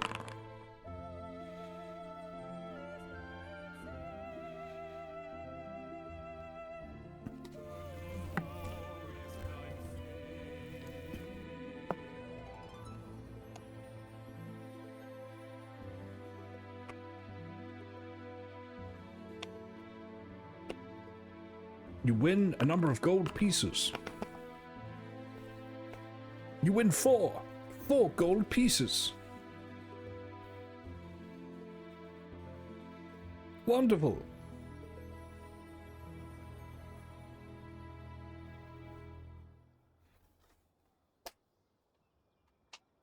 You chat about various things. Oh, hang on, let me mark the...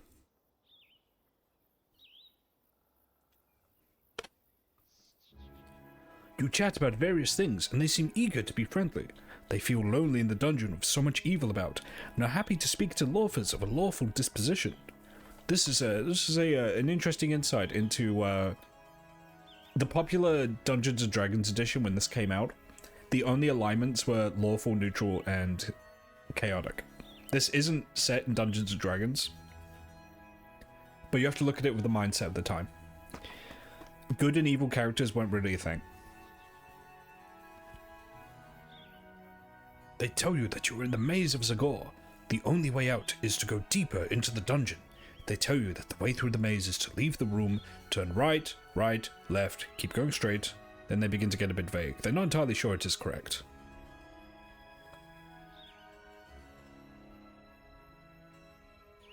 You then leave them out of the room. I have a really bad feeling we're just going to get stuck in this maze.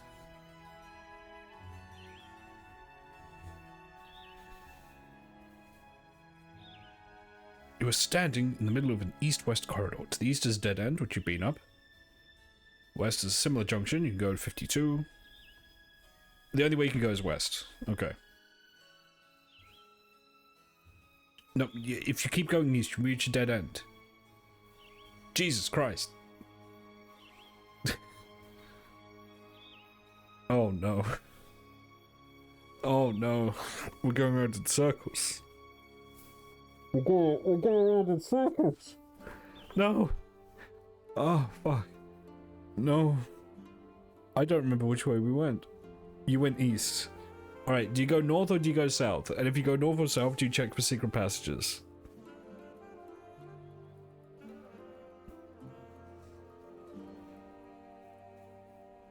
Let's go north. Do you want to check for secret passages?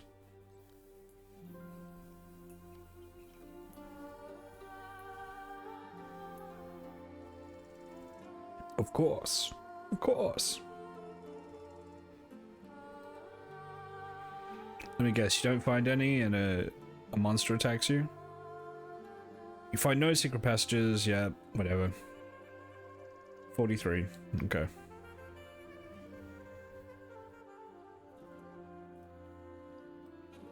You're in a north-south passageway.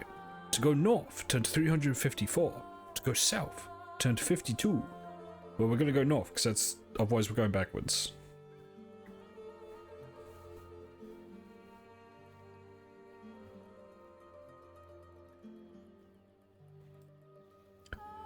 Oh. You're standing at a bend in the passage where you may either go west or south. Okay, hang on. Alright, we'll go west, because south will be us going back the way we came. We'll check for secret passages.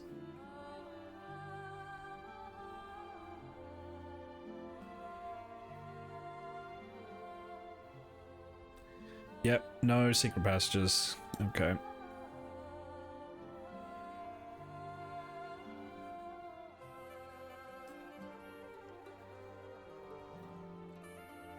Okay, so we keep going west.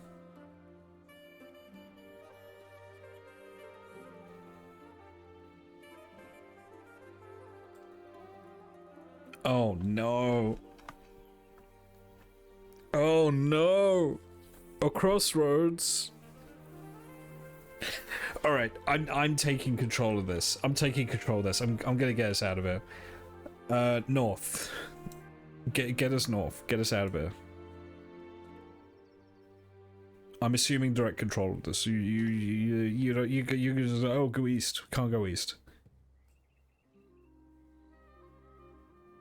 179. No, I'm not going east. Ooh, you're testing me now. Come on, how do we get out? You have entered a large room. And there is a fucking oh. Broken pottery lies scattered about. One large clay vase is untouched and is full of a clear liquid. Large bowl is full of gold coins. As you enter the room, the door slams behind you, and you swing around to face a strange-looking creature. Half man, half bull, who is glaring at you. He is a minotaur, and he stalks towards you. He lowers his head, horns pointed at your chest, and charges. You must fight him. Okay, I'm gonna start doing the combat minigame. Because I feel like this is meant to be a hard fight. So, 179. Let me just double check. How do we do this? Attack strength. Your attack strength. Whoever rolls higher wounds.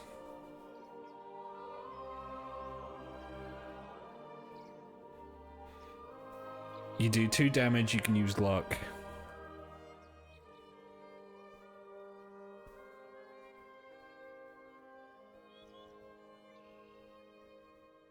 And you test luck to see if you do an extra 2 points damage. Okay. Alright.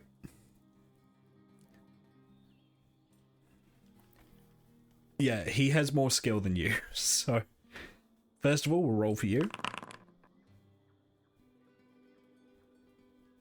10, respectable, and we roll for him. No, right, you wound him. Now we test luck.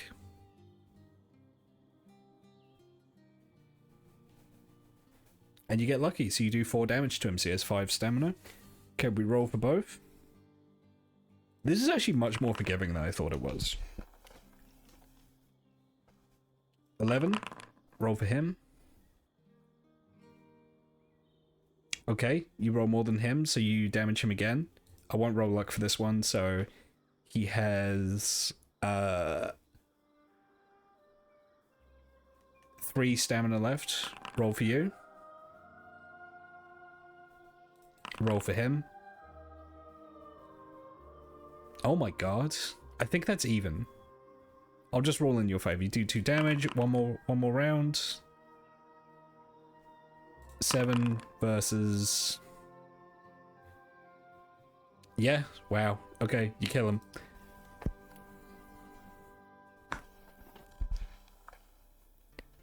I have a really horrible feeling that this isn't going to get us out of the labyrinth.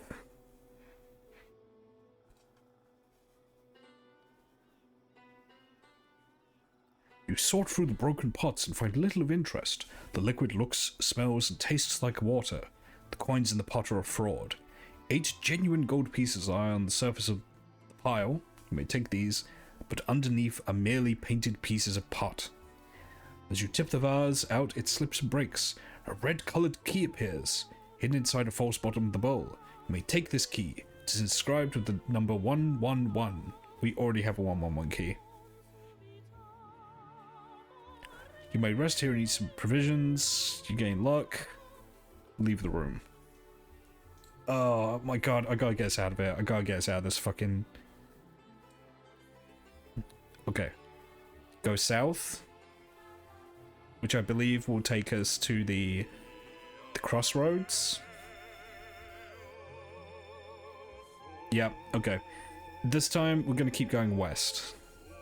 187. Corner of a bend in the passage. You go north, passage ends a dead end. Oh. 171. 337. How do we get out?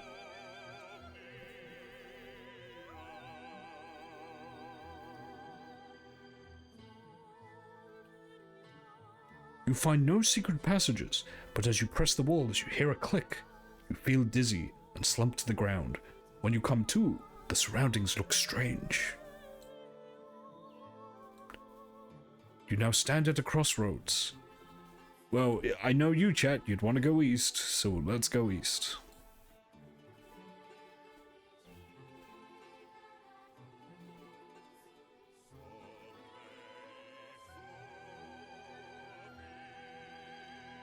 You walk a few meters down the passage and find yourselves at a dead end. Yeah, investigate it. Whatever, fine.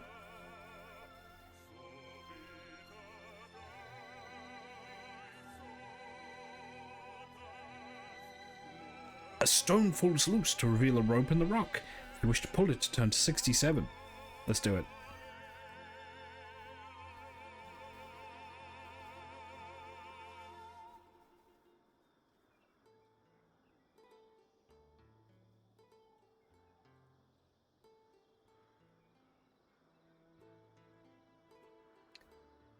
small door swings open, revealing a passage into a north-south corridor. Yeah, go through the, why wouldn't we go through the secret door?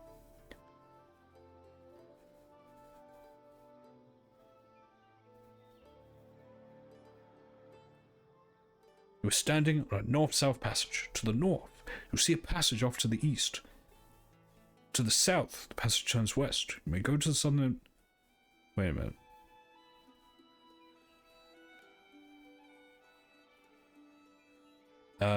East? I'm completely lost.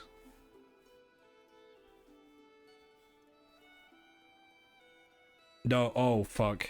Oh no.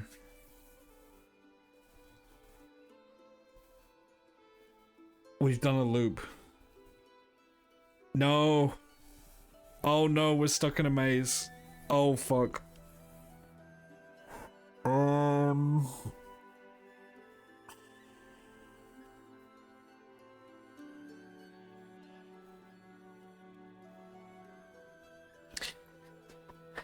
South? Will south get us out? Oh no.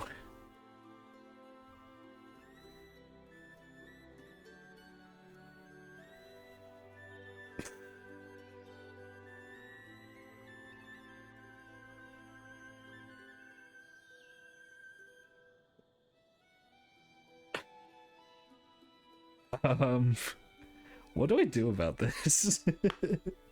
This is a real page turner. Quiet you. Quiet you.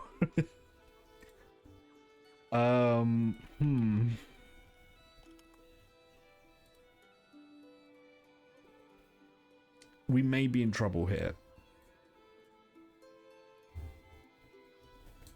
Because I don't know how to get out. You know the answer, keep heading in the same direction.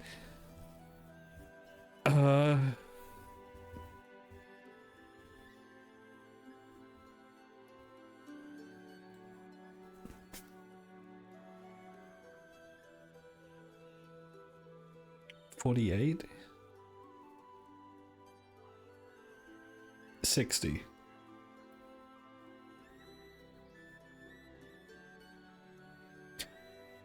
Fuck. Okay.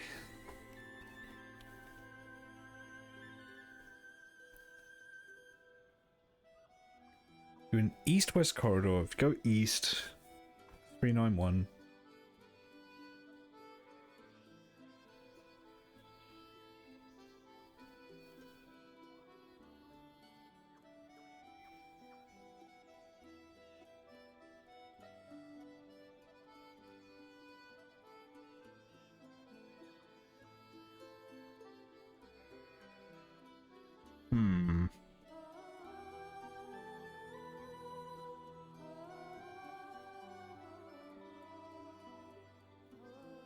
Uh,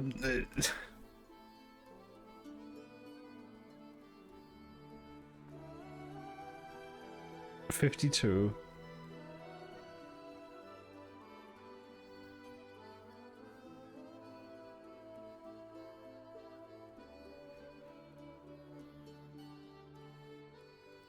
Three, 5, 4. I'm retracing my steps.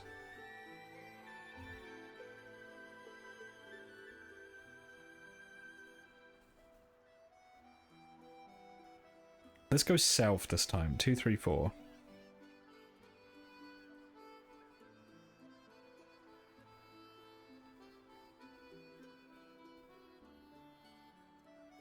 $52. Wait. Wait, no.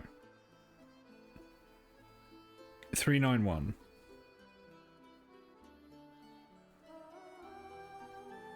I'm going around in circles.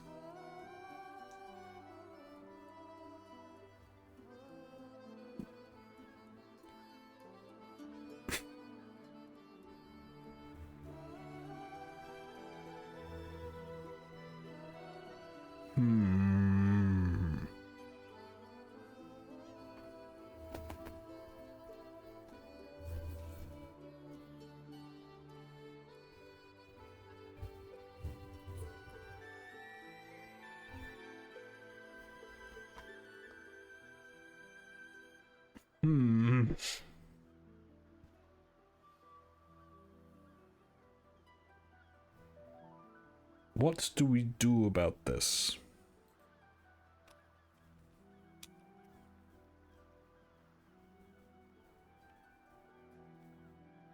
What do we do? Because I'm completely lost. One moment, everyone.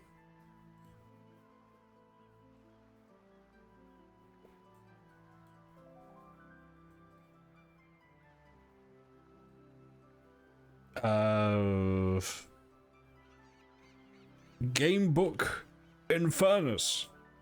Yes, there we go.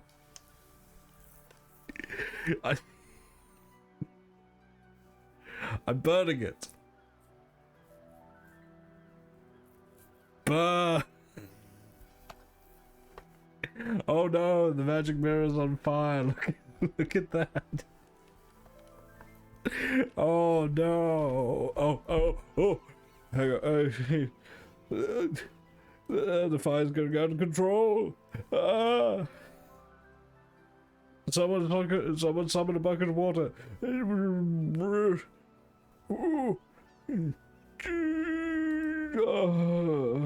we go. That was a close one. That was a close one, you guys. Damn. Oh. We almost didn't get out of that one alive. Whoa.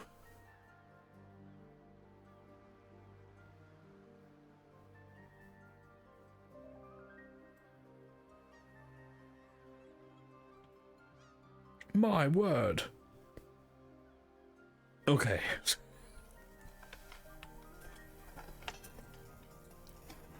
I feel like the bit has run its course. So what I'm going to do is I'm going to check if a certain someone is still going. Because I understand there is also another special stream happening tonight. I just need to verify. Yes, indeed. We're going to raid Royce, because Royce is also doing something special tonight. And I can't keep doing this voice with the game books. My voice is already tired. Thank you for joining.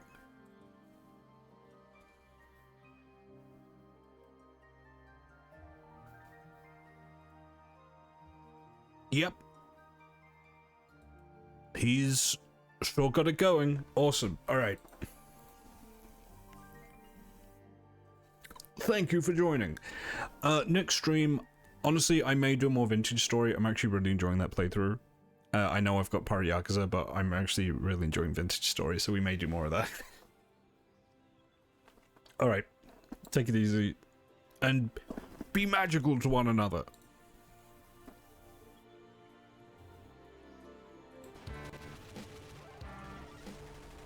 Fucking team. Gotcha, Pawn. Hello. April Fools. How are you doing, Wiz?